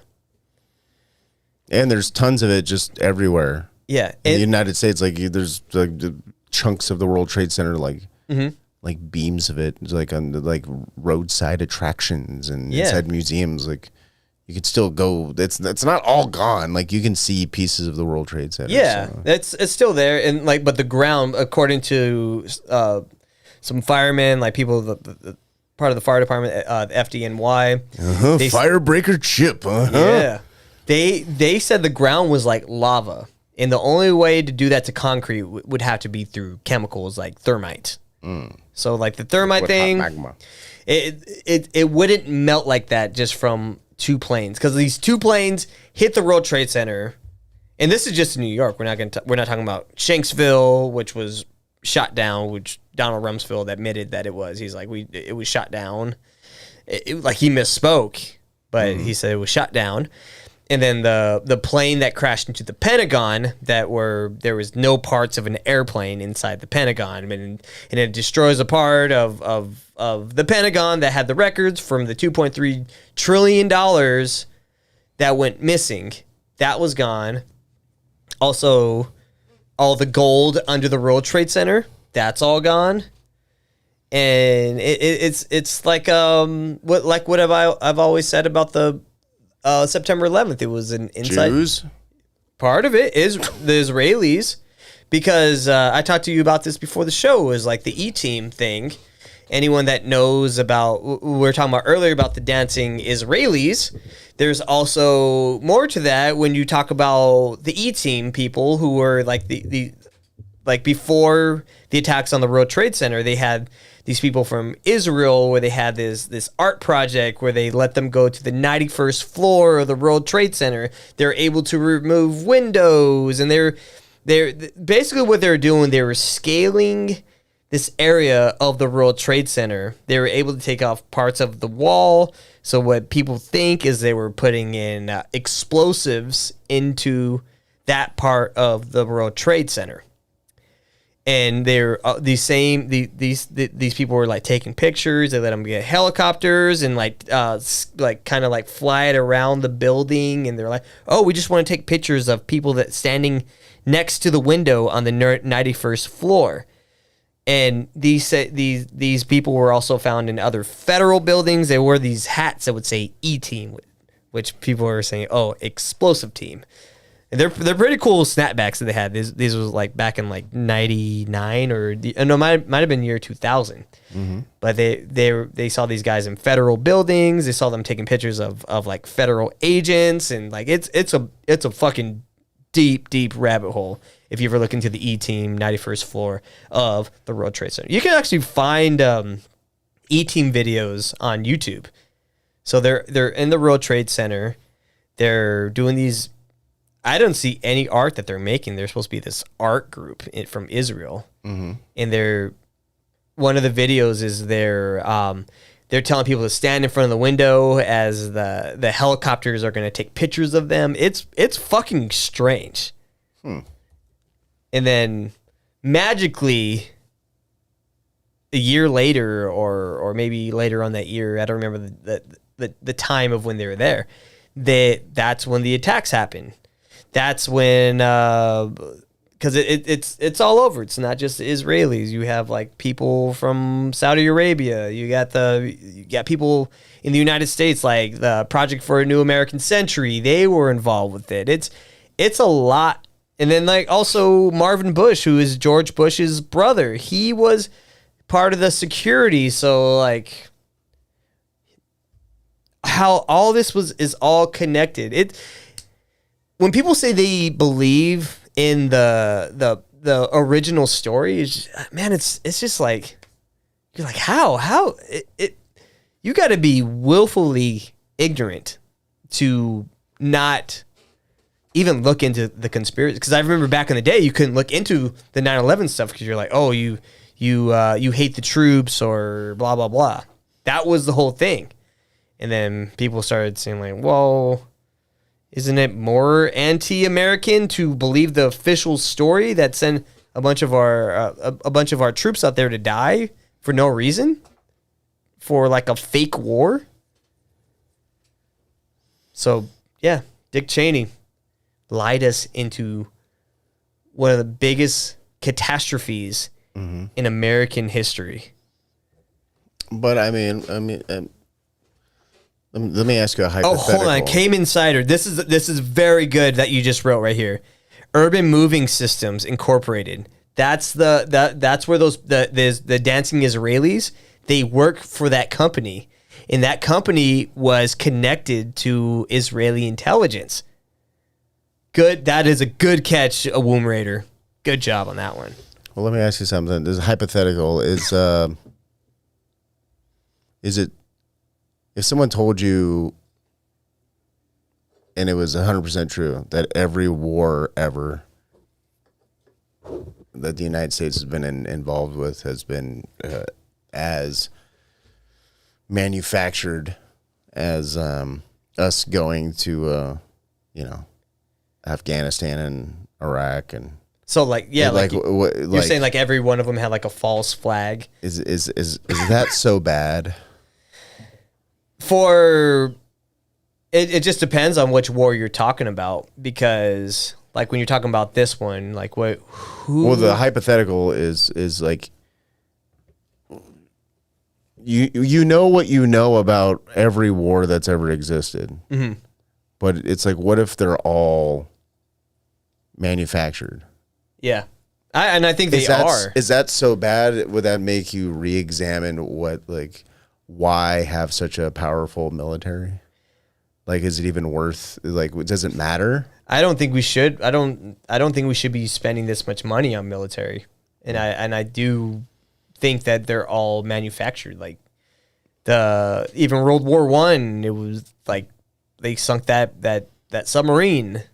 Yeah. And like that. But I mean, do you think it really matters? Like, what if war is just like a really good thing for the economy or whatever? Mm-hmm. Like, is it worth all the human suffering? And I don't think so, because it's not sustainable. Like, look at our economy right now. Right. It's not sustainable. It's like, it's like building a building. Mm-hmm. It's like, you're not going to just build. It's not an Egyptian pyramid 1 million years ago. It's like, okay, well, when the building's done being built, then it's over. Yeah. It's like, is anything really just? Yeah, like who is the good guys, and like what do you have to do to be the good guys, and what constitutes what a good guy is. Mm-hmm. Also, it's like people who are in the business of war. Mm-hmm. It's like any other business. It's like, if you don't know about that business, then who are we to even comment on it and of how bad it is? Mm-hmm. What if they say some crazy shit? They're like, oh yeah, we have to have a war every 20 years, 15 years. Like we have to. Yeah. Otherwise you won't have a country. What if that was the case? Yeah. Because it might very well be the case. It might be a thing where they're like, look, if you like this country, we have to go to war about every, 10, 15 years. We just have to. There's no getting around that. And if we need to tell a big enough story that everyone will believe to, to fool everybody, then it's fine, because most people are just watching The Bear. Yeah. Okay. People are. You're being distracted because it's. I was thinking about this. Everything's a distraction. Mm-hmm. You know what I mean? So I'm just like, I don't know. Part of me is like, what is the benefits of war really for a country like ours? You know what I mean? Because other countries don't seem to do things as well as we do. But Yeah. we seem to get into military conflicts, and we're really good at it. Yeah, and we seem to, at least American citizens, companies, whatever, are really good at making money doing it. Yeah, we have like over 200 different bases, like overseas. Like we have places like in Germany. We have them all over. We have embassy in Israel. It's a lot of jobs. Yeah, create a lot of jobs doing that. but like I was thinking about this the other day. I think Glenn Greenwald tweeted about it. It was like you haven't heard from Joe Biden in like what, over a month, and like who's running the country right now, and like they have a system where we have a bunch of unelected officials, like people in the intelligence agencies, all the alphabet agencies running the country, and it's just showing that all these people that are running for president, like it could be Donald Trump, it could be Kamala Harris, it doesn't matter what happens with them, because the people that are going to run shit are running shit already. So like it's kind of fucked up, because we didn't elect the director of the CIA. We didn't elect the guy that's in part of the Homeland Security. Like we didn't elect any of these people, but they have more power than the president does. They make more money than the president does. They have projects that we pay into. They won't even tell us what it is. They have these black projects. You got all this stuff that we're paying for, and we have no idea they exist. And they're running not just the country, they're running the world. So it's like, whoa, that's pretty scary. And they'll fight these secret wars. We have troops in the Ukraine. We have troops in fucking in Palestine, or the Gaza Strip, like all that. It's just like, man, that's messed up. That means that can't be sustainable. Like pretty soon, like it's gonna fall apart, and like our economy is just based off, because we don't really build things. Like China has all the steel; they're making all the steel now. Like what do we make here? Nothing really, because all of our jobs have been sent overseas. So the only ways to sustain our economy is through war. And once you get rid of war, like what the fuck do we do? That's when we become a third world country. So it's like a catch-22. It's like you. That's what I'm saying. And yeah. Like it seems to me that to a certain extent, the world that we have now, like this quiet, comfortable room that we're in this nice neighborhood and stuff, like part of me feels like a lot of this wouldn't exist if there wasn't just people out there causing wars and faking terrorist events. Yeah. Like it's all part of the plan. It's all part of a larger plan that sort of trickles down. By the time it gets to us, yeah, it's a 15-second snippet on CNN. And that's all you know about it. We're a creator economy, and I remember Dan Holloway telling me that when I worked there. He's like, it's a creator economy. If you can create stuff online, then that's how you make money. He was like, oof, that's not a good sign, because all that is entertainment. That's not really making anything. You got to be able to make things. Eventually, you can't live off of content. That's crazy. That's crazy to believe. I mean, I'm not saying he's crazy. I'm saying that, like, wow, if that's what it really is, then we're so fucked. Yeah, that's why I have an actual job. Yeah. Instead of just making content all the time. Yeah, I make food. And I have to do a job that is that's real. You know. Yeah. And I do find it. I don't know. I work with some interesting people who do interesting things, and I really enjoy and value those interactions. You know, and people who just make content. Yeah, couldn't possibly have relationships like that day to day. They can't.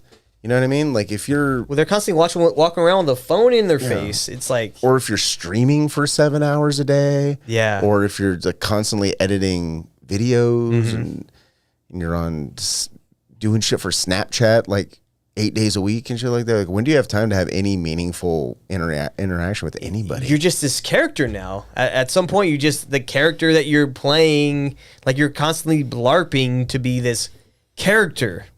Yeah, you're not really you depersoned yourself And now you're a clown. Basically, you're a clown. They're like, oh, I have to show up to this event over here, and I gotta be this character that everyone watches me on YouTube to do. Like, fuck, man, I would hope that would never happen to me, where I had to be like, oh, I had to go out there and be this thing. Which that's why like us, like this is who we are outside of this show. Like we're gonna act like the same people. But I know people that do podcasts or they do YouTube shows, and they're like, I have to pretend to be this character. So, and then like if someone, and I have to hope that a bigger account shares this thing, and I have to pretend I'm a transgender, whatever. And then I can be in their circle. Yeah, that's. I'm like those little fish that attach to the bigger fish and just swim along. Mm-hmm. It's like, I don't know, we're like the worst content creators. It's like we have no interest in selling fucking boner pills and hair loss pills and underwear and fucking insurance or gold. Yeah, and we just refuse to like have a fake persona for the sake of entertainment. Yeah, which is, you know, which I'm not completely against if you have entertainment that's like really interesting and cool. Yeah. But if you're like, oh no, this is who I really am, I'm like, no, I don't want to. That's not who you really are. That's why I don't reach out to sponsors, because I don't want to have something on my show that I don't believe in. Mm-hmm. And I know early on we'd have certain sponsors, and I fucking hate dealing with all that kind of stuff and be like, oh, can you pay me for my read? And like if someone like takes that product, they're gonna call you like, what the fuck? You told me to take this product and it sucks. I don't want to deal with that. I would much rather people be into the show and they like us and they're like, oh, well, we'll become part of the Patreon. We're just gonna put money in Patreon or whatever we do in the future. If like we were to like have our own website, which would be great, where we could do full episodes on the website and all the clips would be on YouTube. Mm-hmm. That would be much better and become part of this whole thing where you're actually paying for the like not a lot for the content. I'm not saying I'm going to put anything behind a paywall right now, but I would much rather, if the show was to make money, I'd much rather it be that way instead of like fucking selling our souls. Like you're basically turning into the thing that you hate. Like you say you hate the mainstream media, but you're still doing the same things they do. You're like, oh, if I say this, the sponsor is gonna drop us. Like, who fucking cares? You're supposed to be alternative. You're supposed to be the thing. You're not supposed to turn into the thing you hate. It just sounds like you're just grifting and you're just trying to make money off of something. Like, you should do this because you like doing it. If you're just doing a podcast because you are trying to sell tickets and like you don't really like it, then you should not fucking do it. Mm-hmm. It's disrespectful to like your listeners. Like anyone that says that, you should be called out and you should be shamed. You should be fucking thrown in the street and I don't know. It's just it's shameful and I've seen content creators do this. They're like, I hate doing this. Like, why? Then fucking quit. Quit. Fucking right in the pussy. Just fucking quit. Because you should want to do this. You should want to, because like I was working on my Oklahoma City bombing episode I'm doing for Comment Explains, and my wife comes in and I was explaining to her. She's like, "You like this?" And I was like, "I fucking love it. This is fun to me. I like getting into the research and I like doing all this. Like the research part is really fun to me. I get into these rabbit holes. Or when I prepare for the show, I'm like, whoa, look what I found. Like it's like. I like it, but some people don't like doing it and they don't know what the fuck they're doing. And then they're like, I'll just hire a team and they'll do everything. And then those people leave and you don't know what the fuck you're doing. Like, yeah, there's a lot of people like that. Yeah, I work with those people. I'm not saying the place that I used to work with, they weren't like that. I'm talking about other people I work with. I'm not talking about drinking bros. I'm talking about comedians that I work with. There's a YouTube channel called Dead Meat. Yeah. And they do very well, but it's like everything they do is scripted. Yeah. It's corny, scripted shit. And it's like, but it has its audience, but it's I mean, it's a completely contrived Yeah. show. You know Anything what I mean? that's contrived, with a giant crew of people running the fucking thing, you know? Yeah. And, you know, it's not all bad. Yeah. But, you know, I guess it depends on, again, like how you actually present your content. Yeah. You know, if you're just like, oh, no, we're just regular, normal people. It's like, but you're not, though. You're reading from a script. Like, you can... Like literally, the things we're talking about right now... If you're making hundreds of thousands of dollars a year just from sponsors, like you're probably not doing like a regular... You're not a normal person doing it. So you're like pretending to be a normal person. Literally... Before we started recording, we were saying the same things we're saying right now. Like there could be a show, except way more racist. Yeah, way more racist, and it's stuff that will get us canceled. But like, if you control like what's going out anyway, and you have you would hope you wouldn't have to depend on YouTube forever, and you have your own thing. Or you could say everything you want. You could play your own music. That's I would like to have music on the show, but like just by playing a WWF or WWE video, they will partially block the video if it has any sound on it. So that's how stupid YouTube is. But yeah, that's my rant. Just keep it real. That's what we try to do. And I get it. You know, and I love Mickey Rourke. You know, he gives me hope. When you see a dude go for 12 years no craft and then come out and do the wrestler, a guy like me who's in my position looks up to shit like that. It gives me hope. Yeah. Feel me? Yeah. On God. You feel me? On God. I've been saying on God now Feel because me, of bro? that shit. God damn it. But yeah, so anyways, so Dick Cheney, that guy's got to go. He's also made, before we move on from Dick Cheney and end the show, I just had to bring this up because I had no idea about this. But when he was vice president, he was responsible for putting all the biodefense research under the auspices of Dr. Fauci and National Institute of Allergy and Infectious Diseases. So he made Fauci the sole guy, the sole decision maker on biodefense and scientific research. So like all this stuff that we saw in the last, like back in 2020, that a lot of it has to do with Dick Cheney. So he helped orchestrate 9/11. He helped with the pandemic. He put the guy that was like the basically Fauci's like the Hitler of COVID. So like whenever people think of COVID, they're going to see his fucking stupid face on the Time magazine. Remember he was taking those pictures in front of the like the swimming pool? Remember they had all those cool, like he was trying to look cool and the guy's a fucking dork. They try to make him like, oh, I was into baseball. And like they try to send him to a baseball game. He throws out the first pitch and he can't even throw a baseball 10 yards. God, Leo. That guy should have been on my hate list. I almost said death list. Should be death list. But man, when I'm telling you, when Cheney or Fauci dies, we're going to do a celebration episode. It's gonna be we'll do a special celebrate. We're gonna celebrate the death of Dick Cheney. We're gonna celebrate the death of Anthony Fauci. I don't care where we're at. If we got to do a Zoom episode, I'm on vacation or something. Yeah, we're gonna be. I'm on an airplane. I'll have a champagne bottle.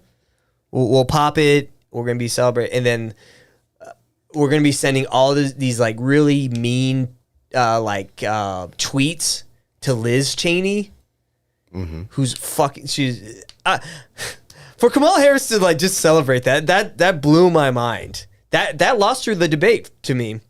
You cannot celebrate. We're like, well, Dick Cheney is endorsing me.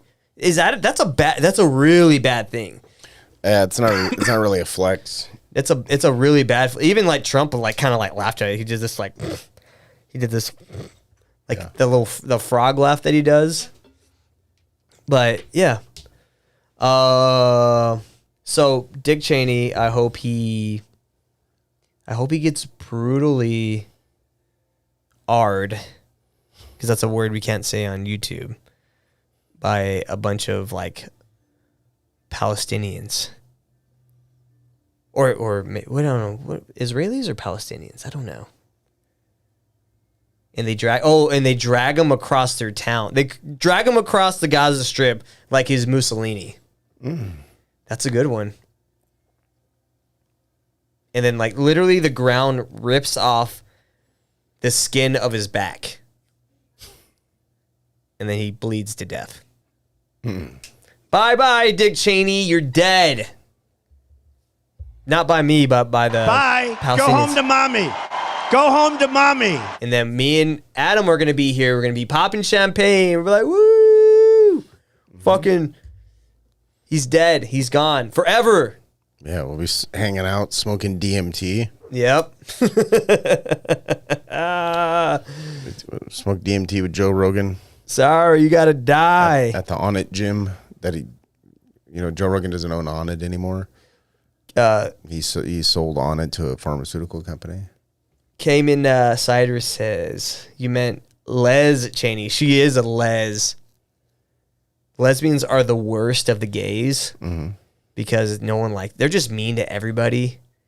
You ever meet, lesbians are mean. At least gay guys are fun. Gay guys are, they like to party. Gay guys are fun. I have a lot of clients who are gay men. Yeah. And they're great. Yeah, they hang out with dudes, they hang out with chicks. Clean, they're very polite. Mm-hmm. They smell nice. Yeah. They work out, so they're actually nice to look at. They're not some fucking slob that shows up hungover. Lesbians will show up like slobs. Complains about their dumb kids because they don't have kids because they're not coming in, people. Because it's mind-boggling to you, yeah. Who else is frightening me? He needs protection because he knows he is not safe to walk the streets. Oh, Dr. Fauci, yeah. Needs to hire the shield, yeah. Or maybe the acolytes. The Acolyte Protection Agency, yeah. So if you guys do you have anything else before we get out of here? No, but if anyone's in no.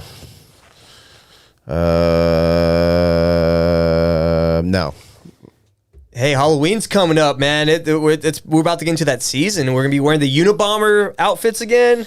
I know. Might have to decorate the studio. I really went all out last year. It looked great. It looked great. I was just watching I think it was the Waco episode we did. Mm-hmm. Had all the spiders on it. Oh yeah, the spider webs were fantastic. I think we did the Sandy Hook episode, and it still had the spiders on there. The Sandy Hook episode is so good.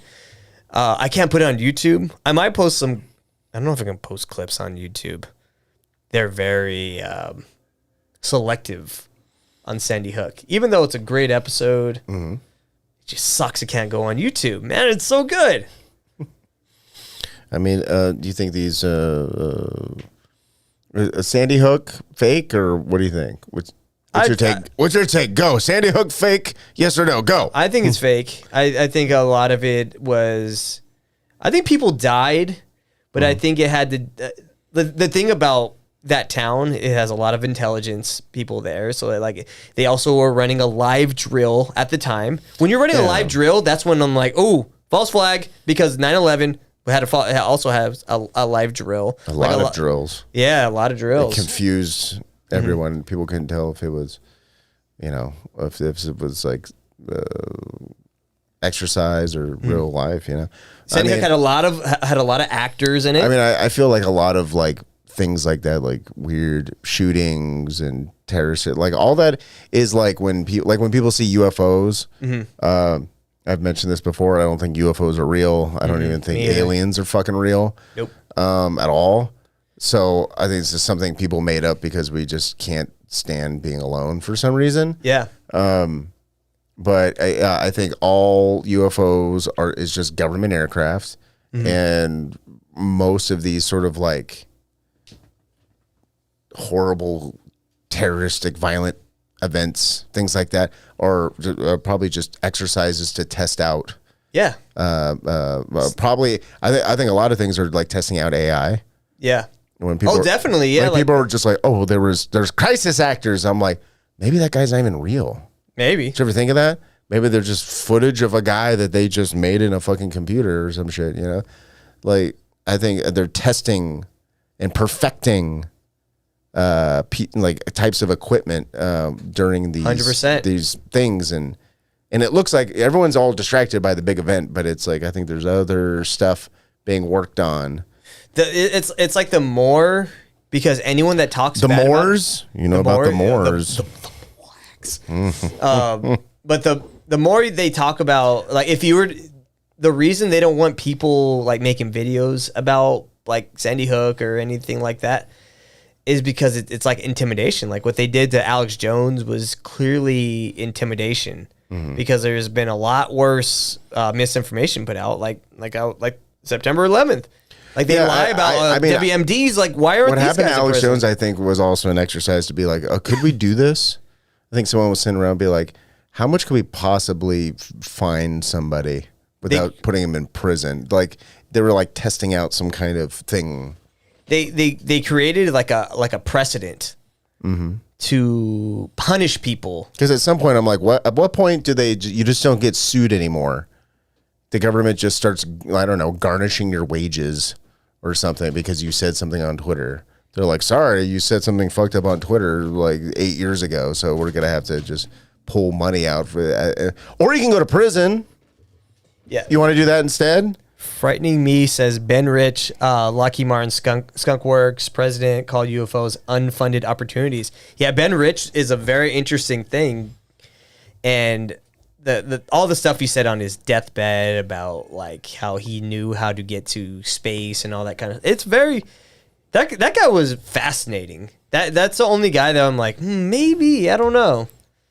Like I've looked into a lot of his stuff. I've heard a lot of deathbed stuff, and I think that's a government thing too. Yeah, not real. You know what Anton LaVey said on his deathbed? He wished he was Christian or something. It's just like, I'm like, if no one wrote that shit down or recorded it, like I don't fucking believe anything. You know what? Says. I was talking about this to my mother-in-law the other day because we were talking about like the Anton LaVey and all that kind of stuff, and like how I've had these conversations with you, how like Anton LaVey was like basically into like getting pussy. Like that's what he was into. Hey, he liked to fuck. He liked to fuck. That was his jam. And like all the Satanist stuff, it was just You like, think Ben Rich liked to fuck?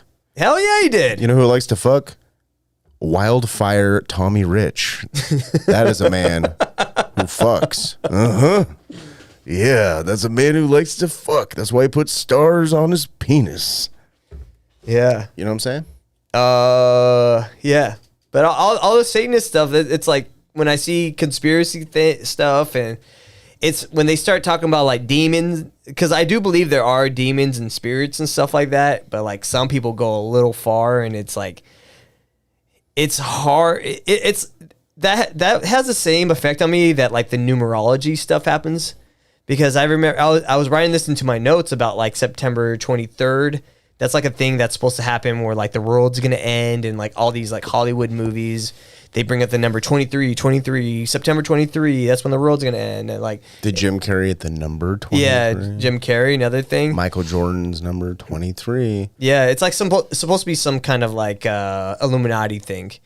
But it's so like I was looking into it, and it's so insane that like the more I look at how I would never be able to explain this, because you can make numbers do anything for you. You can literally just pick a number. Well, maybe we'll make that a segment on the show where we just pick a random number. We'll do a randomizer. Be like, pick a random number, and we'll just be like, here's everything you need to know about the number 12. Yeah, the most ominous number in like numbers. They have a 2 + 1 is 3. Okay. It's schizophrenia. It's all it is. It's retarded. It's literally schizophrenia. Like I was reading all this stuff about the number 23, and this guy was like 9 plus this is not, or like he was like 9 plus 2 is 9/11 divided by this. I'm like, all right, that's enough for me. I can't. Like they're doing like, oh, and this 9 plus 11 is this, plus this is 23, and then there is And it was like 3. That's so convoluted. The Zodiac killer would be like, dude, you're doing too much. Like that's enough. That's too much code and math to do. You can like with any like people that work data entry, they can make or have to deal with numbers. They can make up numbers to get more funding for something. That's data entry. That should be a Star Trek: The Next Generation porno. Yeah, where data just gets fucked in the ass. Yeah, on the holodeck forever by William T. Riker. And other famous people throughout time. You know, it'll be like Jeffrey Epstein and or Socrates fucking data in the ass. Or have the Borg. Resistance is futile. Yeah. The Borg. We got what Valiant Thor says: when a brilliant mind has a thought, intention, or idea in their brain with magical insights that is world changing, the black budget world already knows we have technology at that level of spyware. All right, we have speaking of schizophrenia. We got some in the chats. I mean, I don't know what that Valiant Thor. I don't know what that's from, but it seems to be speaking in riddles. I don't know. Valiant. You know who Valiant Thor is? It's a band. It's also the alien that was sitting in the alleged extraterrestrial that was sitting in the White House. That was like a big. The one that took a picture with like Richard Nixon. Yeah, that one. That's a. Was that his name? The one that was shaking hands on National Enquirer. Yeah, I used to be super into like alien stuff back in the day. Huh. Well, son of a bitch, I did not know that. He said, let that sink in. Have a good night. Have a blessed night. I like this guy. Let that sink in. Thanks, Valiant Thor, for coming in the chats. Thank you. Frightening Me, Cayman. This is a band called Valiant Thor. Oh, the song is called The Man Behind the Curtain. Oh, this is sick. This is how we should end the episode. Let it play out. Want to just play this out? Play this out. All right, do you need to plug anything? I don't have to. Turn it down just a little bit. I'm going to plug some. So, Common Explains, we have a new episode coming out. Probably in a few weeks. It's gonna be about Terrence Shaky, Oklahoma City bombing. I got some fire for that one. I'm so excited about that one. YouTube, if you're listening to this on the RSS feed, because this is gonna go on Patreon first for about a week or so, and then it's gonna go on for free for everyone else. And then if you're seeing this on YouTube, please like, comment, like I was saying in the beginning. We are definitely getting a lot of new listeners. So like the analytics look great for us. People are starting to see our content. So keep commenting and liking. It's definitely helping out the show. So thank you so much for that. Follow us on Instagram at @con_man_media. Yeah, that's what I got. Thank you guys for joining us in the chats and being involved. Even you and say the crazy shit on here. I don't care. I like engaging. I do very well around insane people. So that's one of the skills I have. My skills include talking about all the conspiracy theories with 9/11 and people that eventually set their cars on fire. That's what I do. Yep. Frightening Me says, behind the green door, this is a military patch originated from the 504th Flight Test Squadron operating out of the Groom Dry Lake. All right, so we're still talking about alien stuff. Okay. It's also a porn movie from like the 70s. That's what came in. Cyrus says, behind the green door is a porn from 1972. Yeah, I've been inside the porn theater where that movie was shot. My old roommate was a bouncer at that strip club. Nice. Okay. Yeah. Thanks, guys. This was a fun show. Frightening Me says it's a fun show. It was. This was a great show. We went for a while, but we only do these like once every 2 or 3 weeks. So I don't know. Just keep commenting on it and tell people about the show or whatever. Let's spread the word. It's growing, guys. I will see you guys. I'll see you guys next month. We'll see you guys in October. We'll be all on Halloween stuff or maybe, it might be the very beginning of October. Pumpkin Nights. I got some. I got tickets to Pumpkin Nights. Yeah, I'm going to the what was it, the Candlelight Symphony thing where they play like horror movie music. Nice. Me and Vanessa are gonna get really stoned and go to that. They put you in a room with like 1 million candles while people play the theme to the fucking Exorcist. So. Oh, that's cool. So that's fun. Yeah. Austin's a great Halloween town. Yeah, and House of Torment and Pumpkin Nights and all that shit. I'm fired up for it. It's gonna be fun. Oh, I like this band. Valiant Thor, man, it sounds good. Yeah, this is. They're gonna probably make us mute this whole part of the episode.